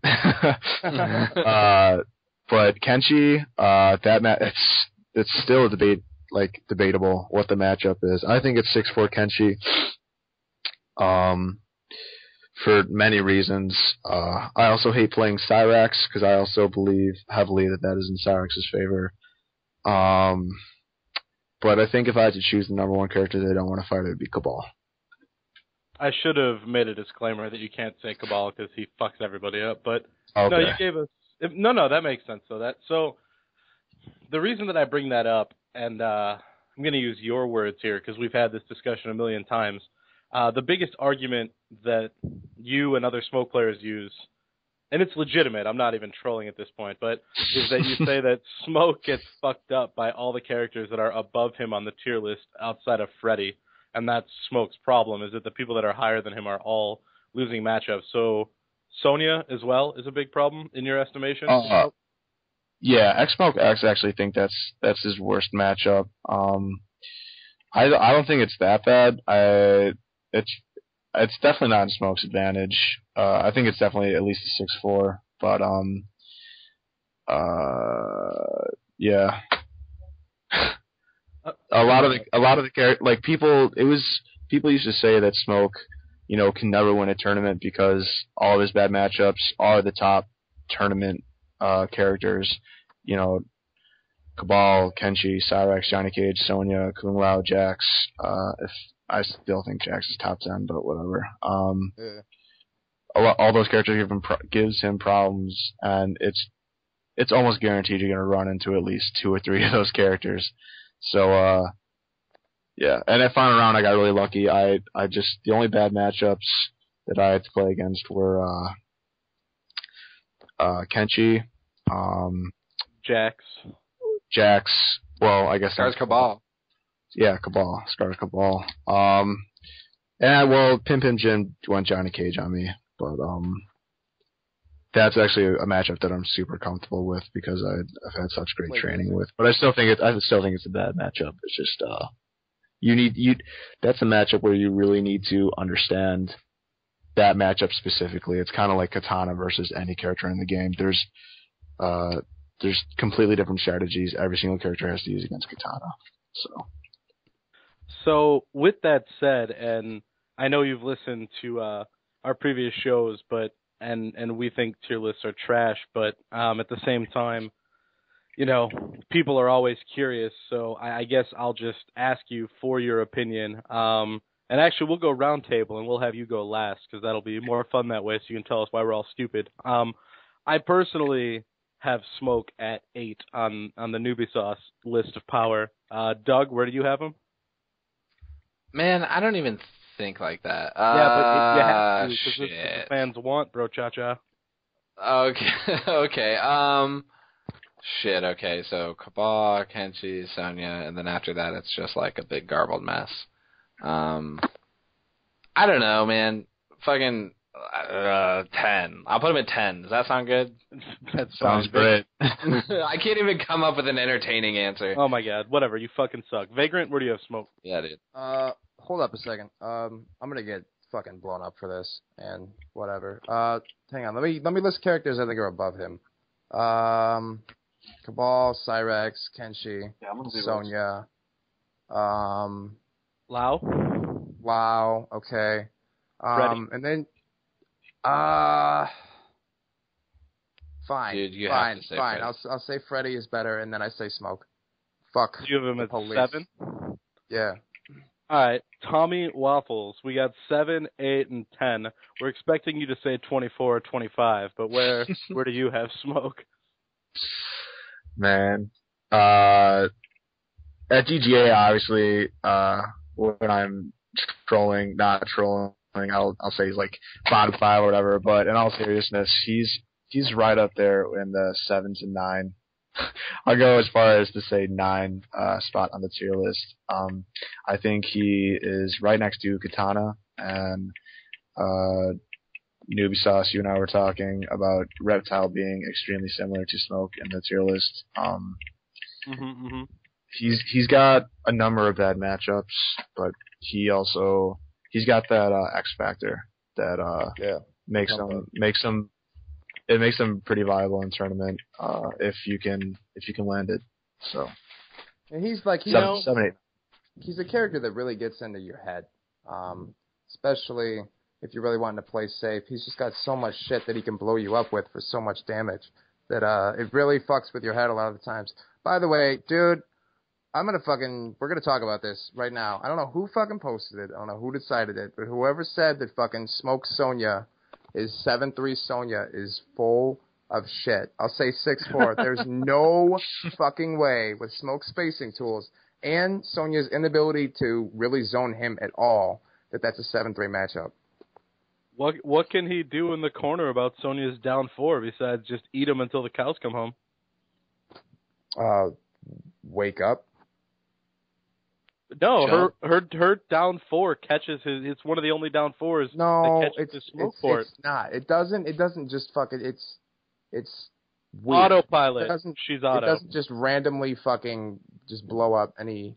It's weird. It doesn't do it every time. Trust me. I know because I fucking eaten wake ups because of it. I mean, if he really wanted to get out, he could EX Telly, you know. Scared. No, I'm kidding. I was just trying to bust your balls. Actually, I don't know. That might be X Smoke X that said that's a 7-3 matchup. Yeah. Well, I don't care who it is, man. Fucking obviously I've got work to do in the matchup, which is why I'm not like, oh, it's 5-5, blah blah blah. So I do think it's advantage Sonya. I think I need to work on the matchup, but dude, that's not a 7-3. You're telling me that level of bad is the same amount of bad that Cyrax is for Scorpion? Get the fuck out of here. Dude, Scorpion goes 5-5 with everybody. What are you talking about? Okay, so there's one thing that I can't even believe hasn't come up at any point during this 2 hours that we've broke this character down to fucking nothing, but it kind of makes sense because I've never seen Waffles do it once, and I've seen him play 1,000 times, and I've played him 1,000 times, but invisibility? Do you not give a fuck about that move? Do you think it's overrated? Where does as one of the only 2 characters that can go invisible and reptile all the time? Why don't you use it? How the fuck did we not talk about this yet? Yeah, it hasn't come up at all. You know why? Because Tommy never uses it. I've never seen Wafflez go invisible once. Yeah, I don't even think twice about using it in a match. Last year at Final Round, Detroit was giving me a lot of down 4 enhanced invisibility tech because it leaves him at some pretty good advantage. Now that, Smoke has evolved into this character who can consistently hit resets with practice, I don't see the point in using enhanced invisibility. Invisibility, maybe. The only reason to use invisibility would be to fuck with the other player, because I feel like when people go invisible, because it's such an underused move, people just start going nuts, and you're almost free to do whatever you want. So a jump in is almost guaranteed, and it's kind of hard to see because they're invisible. But yeah, actually, speaking about going invisible and doing whatever you want, in Final Round, this is pretty off topic. Well, actually, not really, but in the match against Pim Pim Jim, in the match with Pim Pim Jim and Chris G went invisible, dashed, jumped at Pim PimIm, and he anti-aired him, and everyone was just going nuts. So that was pretty crazy. Hard. Yeah, that was sick. So yeah, Go ahead. Sorry. Oh, okay. I've been meaning to. I always say like, I want to add this into my gameplay because I think it could really spice things up with Smoke. But I mean, sometimes I even practice combos while I'm invisible to see how well I would be able to translate that into a match. But yeah, I don't really see the point sometimes. I think that's really awesome though for everyone that's out there like listening, especially all the newer Smoke players or Smoke players looking for the next piece on their game. I mean, we're talking to the guy who just won the most recent major on the planet and has been one of the greatest Smoke players since this game came out. 2 years into this game, and he just said there's something that he can still add into his game. It's so awesome that there's still shit that you can add in this far into your game that it's not completely developed yet. That's really cool. Yeah. I just recently started adding a lot more aggression into my gameplay, because usually I just walk back, and a lot of the time I get a lot of damage off anti-airs because I could smoke bomb really forces people to jump, and because you're just not gonna just take it as you're walking forward, so it's a really great tool. So, but yeah, invisibility, there's room for it in my gameplay, and who knows, you might see it at UFJT, some invisibility tech. Oh shit! Are there? I don't know if this just randomly happens, or if it's MK being bad, or if there's actual things that make this happen. But when characters are like dash blocking you down and stuff, are there certain characters that have either evasive moves? I'm thinking like maybe Liu Kang's High Fireball might be one. I'm not even sure, but are there moves that Smoke Bomb just whiffs on for no reason? Yeah, it's really fucked up. Cabal's Buzzsaw, he takes a step forward, and that whiffs on him. Sonya's down 4. Sometimes it misses if she dashes, and then if Smoke throws it out, and then so Smoke throws out his Smoke Bomb first, and almost at the same time, but not really. Sonya does a dash and then down 4, it'll miss.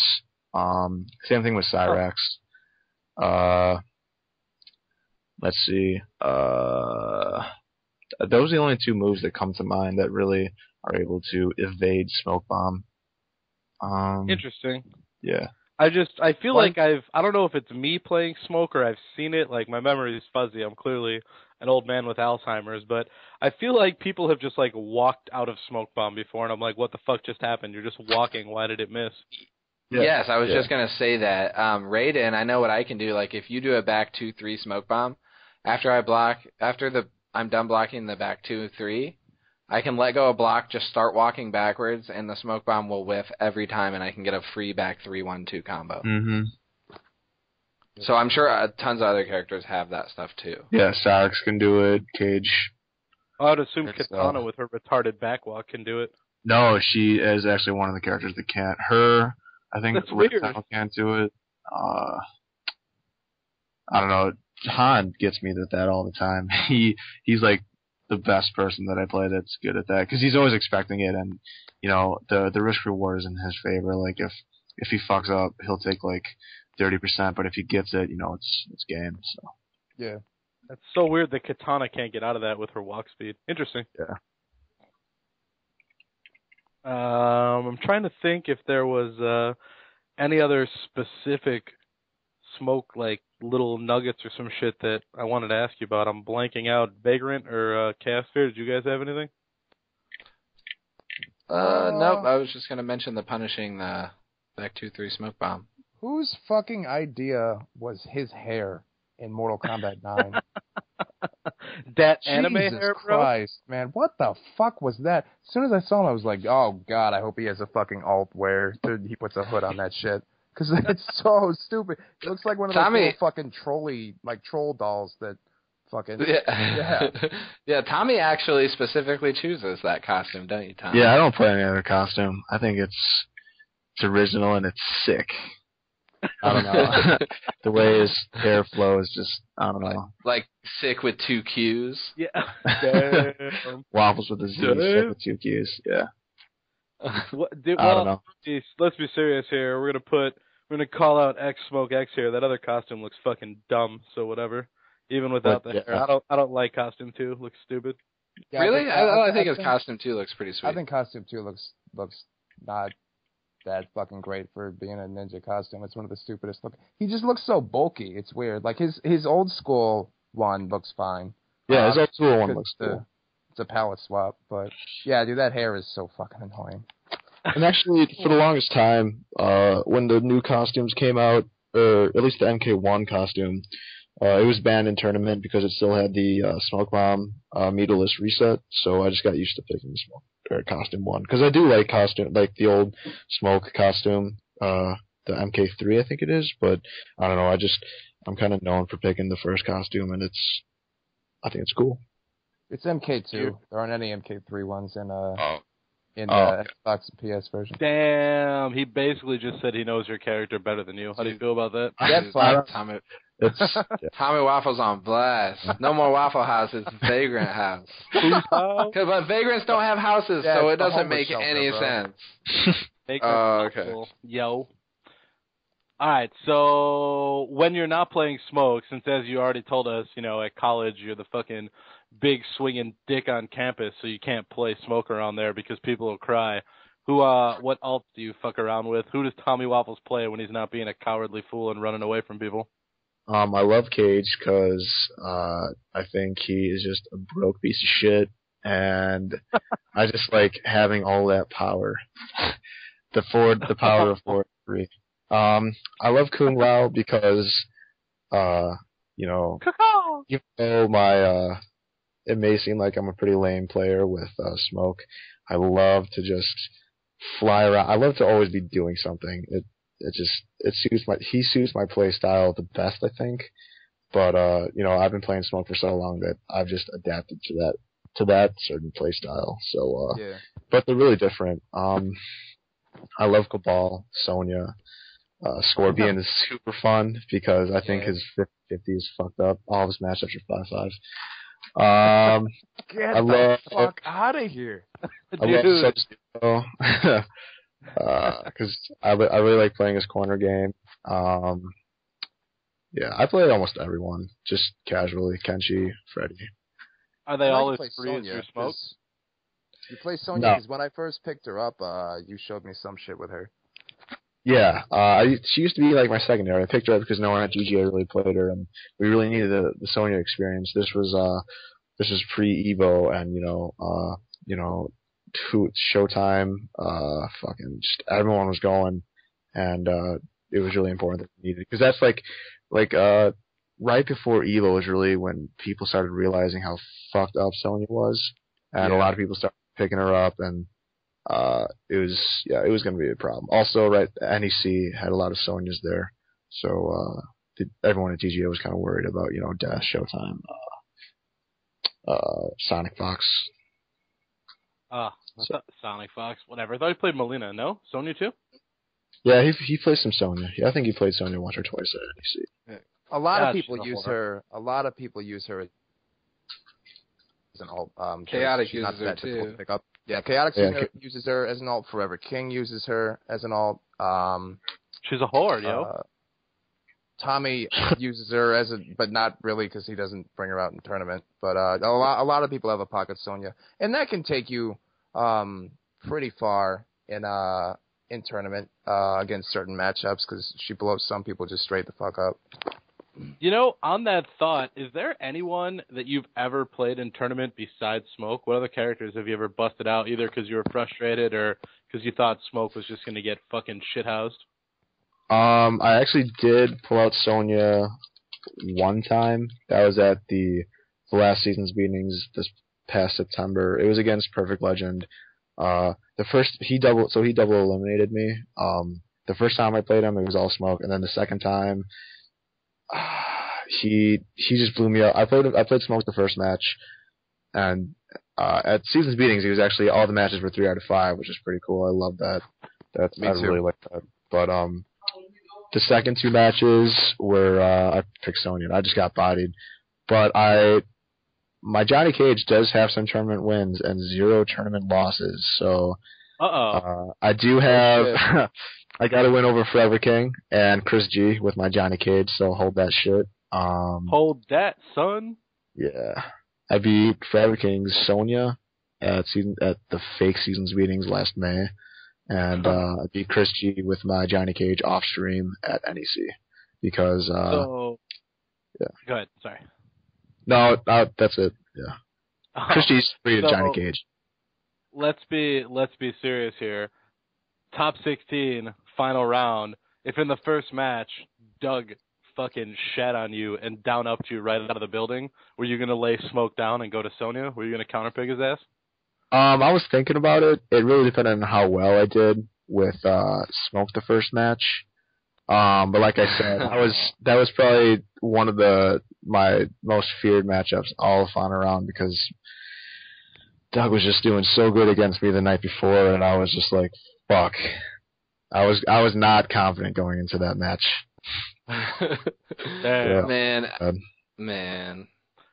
I mean, just thinking about it, it's just like Tommy got like 3 combos on me the whole time. Yeah. But like every time it was a reset, so it was just like, fuck. Yeah. And then it was like you like blasted me with like 2 Oki setups. And then other than that, it was just like, I don't know, just like up close pressure throws and shit. You were down for throwing me over and over again. And that was gay. That was really annoying. But no, that was I was going into that match feeling pretty confident actually because of the way I was playing the night before. Yeah. And I was looking for back three whiff punishes, man. I was just looking for all of them, and you didn't give me any of them. So, dude, he sandbagged you the night before in casuals. That's what happened. Yeah. No, I didn't. I just. What? Because I had no clue I was playing, Chaosphere the next day, so we were just playing because he was the only practice I got before the tournament because we arrived so late. So I had to warm up just after that long ass drive. It was important, so we did play for a bit. Yeah, warm up and then crawl into bed with me. I think you fucking douche. Yeah. That was fun. Oh man, am I the only person here that can say they slept with a final round champion? Get at me. Hold that. Hey, last year. I don't know if I should be like bragging or bringing this up. Remember that picture that they got of us, Tommy, like cuddling while we were sleeping or something? No, I don't. Is that at Evo? It wasn't like cuddling. We weren't really cuddling. It was like we were sleeping in the same bed. Hang on. Did you just try to one-up Ken with I cuddled with Tommy? Yeah, I think he did. Maybe? I think he tried to say he cuddled him harder than I did. Maybe? That's cool. I'm just saying, I'm the OG Wafflez, it doesn't matter if fan. you're... Dude, when you fucking cuddled Tommy, he went 1 and 2, all right? When I fucking played Big Spoon, he won a championship, so get fucked. That's true. That probably means that at Evo you're gonna have to cuddle with Vagrant so you can win that shit. Okay. Right. Oh man, you're the 5-5 show whore, dude. That's awesome. I think that joke runs deeper than Dude. than everybody knows. Uh-oh. Disgusting. Fucking Doug over here with the little subtle hints. No, that's not what that's supposed to mean. That wasn't supposed to further expound upon my gayness for anybody. That was supposed to be the parking lot joke I made earlier. That's what I was referring to, dork. Oh, okay, good. Then we are on the same level, and I will let you continue. Dude, clearly we can't let anyone close to Tommy listen to this show because he's just getting outed left and right. Every bad thing he's ever done. All right, I do want to take this time out. Tommy, dude, I want to thank you for you really, especially when I first started going to GGA, you taught me a lot about the game, about fucking Sonya. You're a super nice dude. Everybody gives you a bunch of shit, and you take it in fucking stride. And it really adds to the fun that we all fucking have, that you're so cool about it, man. And I really think it was a long time coming for you to win a fucking tournament finally. So congratulations, man. And it couldn't have happened to a fucking cooler guy. Thank you so much. Yeah, it's really awesome that, you guys, Doug too, you guys are always coming out to GGA and supporting the scene. I think it's really, really important that guys like you keep the game alive. Not that I guess it was kind of dying after NEC, but that's when you guys really started, coming regularly. Yeah. Especially you, John. But Ken, I didn't really get to play you over my Christmas break, but over spring break we went hard, and it was really fun, and you guys leveled up a shit ton. And of course, Doug, you've been an honorary member of GGA, coming out to all these events, and it's always fun playing you, and you've leveled up hella as well. So yeah, it's cool. So thank you guys too. No way, man. It's fucking, dude. First of all, fucking all trolling aside, I'm glad John went there. Congrats. And I know I've said it to you at final round and shit, but now that the hype has died down, seriously, that was awesome. You're fucking, I felt like, even though I haven't known you that long, just knowing what you've told me about your play and what the GGA guys have told me, I felt like final round was you growing up, because you openly admit when I get flustered and things go bad, I start jumping around like a dickhead and I play on autopilot. And yeah. Dude, you did not, man. It was so awesome to see you compose yourself, come back after losing to Scar in a matchup that you knew nothing about against a really good player. Not only did you bounce back, I don't even think we've even mentioned this, but you did beat Scar later on. So the only person you lost to, you did get your revenge against. And the comeback against Gross, there's nothing else to say, dude. Great tournament, and I absolutely agree with John, despite the fact that you're a shitbag and you almost fucked us on the hotel. You're a great fucking dude. And I was so, dude, straight real talk, I felt like I won final round when you won. I was so fucking happy that you won that Yeah, tournament. me too. Dude. That was so awesome. Yeah. Congratulations, man. Thank you so much. Yeah, it means a lot. Thank you. Your jacked is free as fuck, though. I really want to run mirrors again because I'm salty about that, because all my ults are obviously, at the highest level, equivalent to their masters. Dude, for people that have not talked to Tommy, let me explain how every conversation about matchups with Tommy goes. For the month before final round, I'm like, dude, Tommy, I got all these Sub-Zeros in my pool. I need to play a little Sub-Zero. He's like, oh, dude, I got a Sub-Zero. I'm probably the third best Sub-Zero in the world. Really? Yeah, man, my Sub-Zeros are really good. I'm like, oh, okay, we'll play. And then after I'm up 7-0, I'm like, he might have lied to me. But, dude, Tyrant's coming. I'm going to need some Jax experience. Don't worry, dude. My Jax is probably second only to Tyrant. And then he gets blown up again. But that's why I love you, man. You're a barrel last, yeah. Dude. Yeah, dude, I like to have fun, and trolling is I like to troll a lot. So, not that I don't troll. I'm always serious. I never troll. Always. Yeah. I've seen your matchup charts. That's not true. Which, speaking, isn't this like the Mortal Kombat test your might way? Isn't it time for you to now go put up a new smoke matchup chart? Because you just want to. You're supposed to tell everyone that it's like fucking either everything is 3-7 smoke and you're a god because he's so bad, or everything's 7-3 smoke and the character's just awesome. Isn't that what you do now?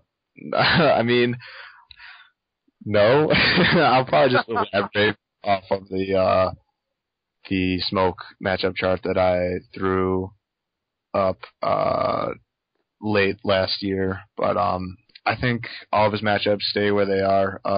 Obviously, there's some discussion for Kenshi and Sonya, and even characters like Kung Lao, debating the 7-3-6-4. But yeah, I think Smoke is good where he stands. Yeah, I don't think any of his matchups have changed. All right, locked in fucking stone. Doug, final thoughts for young Thomas Wafflez? Young Thomas Wafflez should, I don't know, man. I can't really tell Tommy what to do because he, fucking blew me up in the tournament, man. So, Tommy, I had a great time watching you, climb your way up the ladder and destroy everybody that you played. Not really destroy, but, yeah,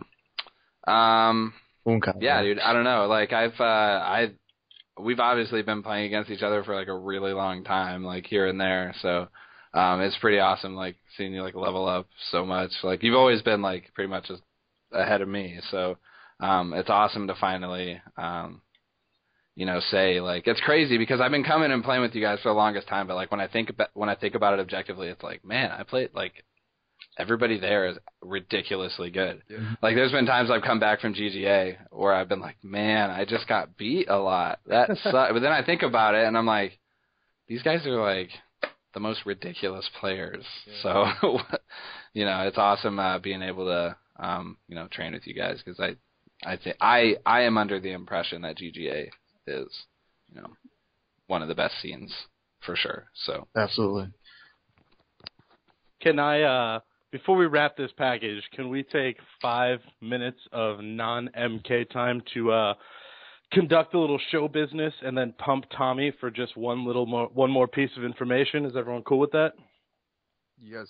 Sure. Not at all. You're a dick. Get the fuck out of here. All right, show business. Just so everyone knows, there have been some questions, but Vagrant was adamant that we let you guys know on this show, so there would be no more questions, and we agreed. We want everyone to know that we are going to be continuing the 5-5 show after Injustice is released, and that will be a dual threat. We'll be doing an MK-related situation. There will also be Injustice-related stuff, so we are not dropping MK talk when Injustice comes out, and we're also not ignoring Injustice. So that stuff will all be addressed. With the Injustice stuff, it's not going to be the same format we do on MK. MK, obviously, there's no more patches coming out for it. Nothing is going to change. So we can, and players have really leveled up the characters to extremely high levels. So we can take characters and break down, a lot of what there is to know about them. We're not going to take this on a character basis in Injustice this early. There is no chance. There is no way that within the first 6 or 7 months or whatever that we will know anything close to everything we need to know about these characters, especially given how deep this game looks. It's going to be more kind of topic by topic basis. We will have a lot of high players, high level players, and maybe high players. Maybe come on to the show and just really talk tech with us. It's going to be more just general tech oriented. In the descriptions, we'll write a lot about what different shit we talked about, whether it's, fucking cancels or tech for this or that, or I don't give a fuck, but we're not going to take it on a character basis, just because we know next to nothing about, these characters right now. But go ahead, Ken. No, yeah, that's perfect. And there's between the patches that are going to come out and between, as the game develops, like, could you imagine? Let's just take a moment and think about what would have gone down if we would have been doing this show when MK came out. instead of having Cyrax and Smoke as our first two characters, we'd have had like fucking Nightwolf because he was like top 3. We'd have had a Nightwolf player on, and I don't know, some other shitty character because Cyber Sub-Zero. Yeah, exactly. Sub-Zero. Kano. Yeah, Kano. Yeah, dude. Dude, so, Kano was like awesome back in the day, like when it first came out. Yeah. So with all the patches and shit, we're not doing that with Injustice, but we didn't want people to think we're going to ignore it. And just for 2 minutes before we wrap it up, just for mild Injustice talk, great thread from M2 Dave, one of my favorite posters on TYM, who asked, who are the cowardly smoke fools going to play in Injustice? So I ask you, you cowardly fucking fool, who are you thinking about playing when Injustice drops? I mean, originally I wanted to play Green Arrow. Get at me, bro. Yeah, but one of the reasons why I really like Smoke was, I think his character design was cool.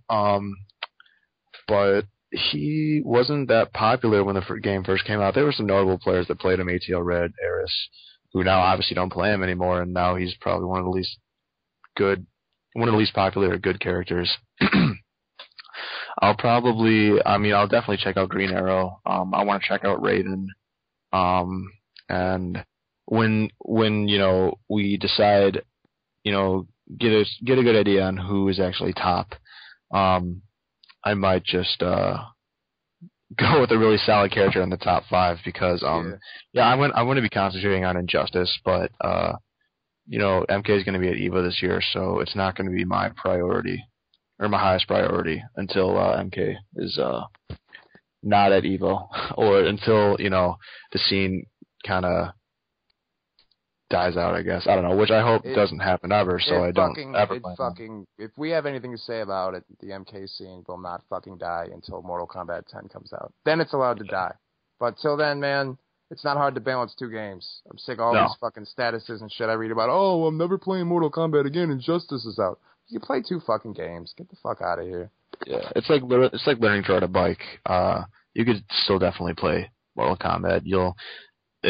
It might take a game or 2 to adjust your fundamentals because obviously the games are going to have different types. But everyone should definitely keep playing Mortal Kombat. It's such a great game, and we've had a really good time playing it. And I've spent a lot of time into it, so yeah. So Wafflez is looking at Green Arrow and Raven. We'll do the quick round table as we wrap up. Vagrant, who are you looking at playing when Injustice drops? My decided main will be Deathstroke, and you motherfuckers better hope you can dodge bullets because I'm gonna take this character as far as I fucking can, as long as he's viable. I refuse to play a non-tournament viable character. I play in tournaments. There's no point of that. I played Scorpion for 2 fucking years. I did my time. 5-5 with everybody. So yeah. But I'm liking what I see with Deathstroke so far. And obviously I'll be playing him at GGA and on streams and shit, and really looking to take the character as far as possible. What about you, Doug? I am going to be an Ares main. Oh, God. I have seen some of the leaked footage, and if I'm not going to spend 2 years backdashing, teleporting away, to just drop that play style when a new game comes out. So I'm definitely going Ares. I see he has a teleport. I see he is a crazy zoning looking like character. So I'm going to go with that. And if all else fails, Sinestro will be my backup. So yeah, that's going to be me. From what I've heard about the game, that those 2 characters are up there, as far as what people think, of all the characters right now. I mean, that's totally up to change, in 3 weeks after the game comes out. Hell, who knows? We saw that happen with Mortal Kombat constantly. So, but yeah, I cannot wait to teleport all day. You haven't gotten enough of that already? No, man. Dude, go back and watch my final round footage. I'm just teleporting. The EX teleport. Oh, he blew me up. Oh, fuck it. I'll do it again. Yeah. That online tech? Yeah, dude. So, that's how choose to deal with that. Alrighty, Fair enough. I am going to be playing Green Arrow, so I'm not sure if I'm happy or sad that Waffles is also looking at Green Arrow. I'd like to think we'll be brothers. I think Green Arrow just looks like the older version of fucking Link from Zelda, so basically I figure Injustice is going to be like Zelda 89 or something like that. He just looks like old Link, so I'm cool with that. And, yeah, outside of that, I haven't really decided on like any secondaries or anything because I just want to play Green Arrow and see how he goes down. I initially wanted to play Lex when the game like first got announced, but that was literally like, hey, they've told us about 4 characters. I'm like, oh, Lex Luthor. So now that they've released pretty much the whole cast, I'm pretty stoked for Green Arrow. So that's where I'm leaning, and that's it. I just wanted to do 5 minutes on Injustice and answer. If M2 Dave, when you listen to this, now you know who this cowardly smoke fool is going to be playing. I just wanted him to get that inside info so he could figure out how to beat Green Arrow and Waffles can get fucked. Anyways. I think M2 Dave is going to be playing Green Arrow, too. Oh, shit. Mirrors everywhere. I guess that's the Green Arrow's counter. No. M2 Dave is going Aquaman. Oh, is he? Okay. I thought I saw him saying something about Green Arrow the other day, so.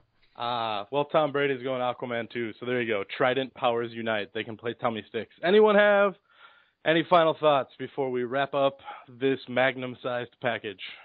Just a repetition of what I said before. Tom, thanks for coming on. Thanks to everybody who had us out in Atlanta for final round. I had such a fucking blast. It was amazing for my first major. Shout Pig of the Hut out one more time for busting his ass to fucking put everything together, for uploading that shit to YouTube so fast. I know you didn't do as well as you wanted to, bro, but I hope to see you at UFGT, and you'll bounce back, man. Doug? Yeah, basically everything I said before. Thanks, Tom, for coming on the show. Basically a mirror of what John's saying. I had a blast at final round as well, and also, if anybody at all out there wants to get casuals in on Xbox Live, hit me up on there. It's TYM space Chaosphere. So I'm just going to shameless self-promote casuals for myself on the show. Dude, I want to get some casuals in with you. You got to see my 5-day-old reptile. Oh, okay. I'm ready for that. He's already fucking annoying. Yeah. Waffles, buddy, before we cut you loose, my brother, any last thoughts for the smoke community or anyone else? Yeah, smoke community. We'll just shout outs to everyone. Stay down. Stay down. Smoke community. Batman says Batman that now. with his fucking and his stay down. What the fuck? Yeah, I thought I would be obligated to play him, but I don't really like. He's too mainstream for me. I got to go to. Oh, Tommy Hipster Waffles! I was unaware. Got some dizzy rubbing off on him. Yeah. So, yeah, I mean, shout outs to GGA.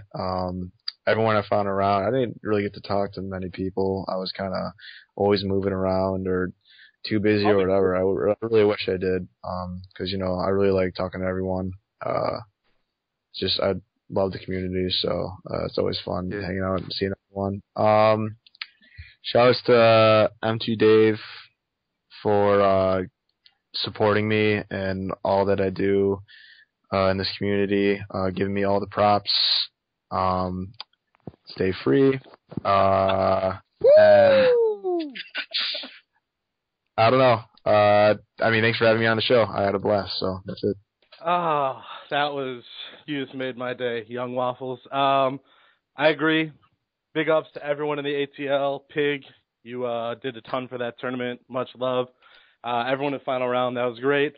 Everyone that blew me and Vagrant and Chaosphere up on TYM, we apologize profusely for the technical difficulties that made us get this show up late. But here it is, episode 3. Thanks for listening for Vagrant and Chaosphere. Special thanks to GGA Waffles. I'm ImNewbieSauce. Do svidaniya, tovarichi. And scene.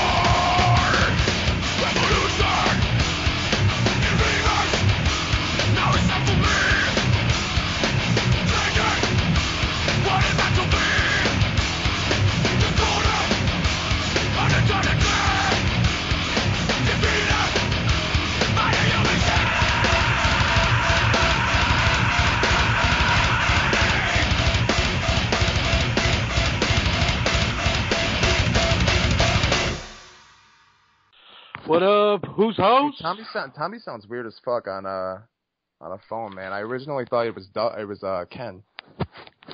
Really? It's because his voice is on the phone is more deep and manly. It has the sound of big balls, whereas in person he sounds like a We're talking to Belgian waffles. Aw, shit. Oh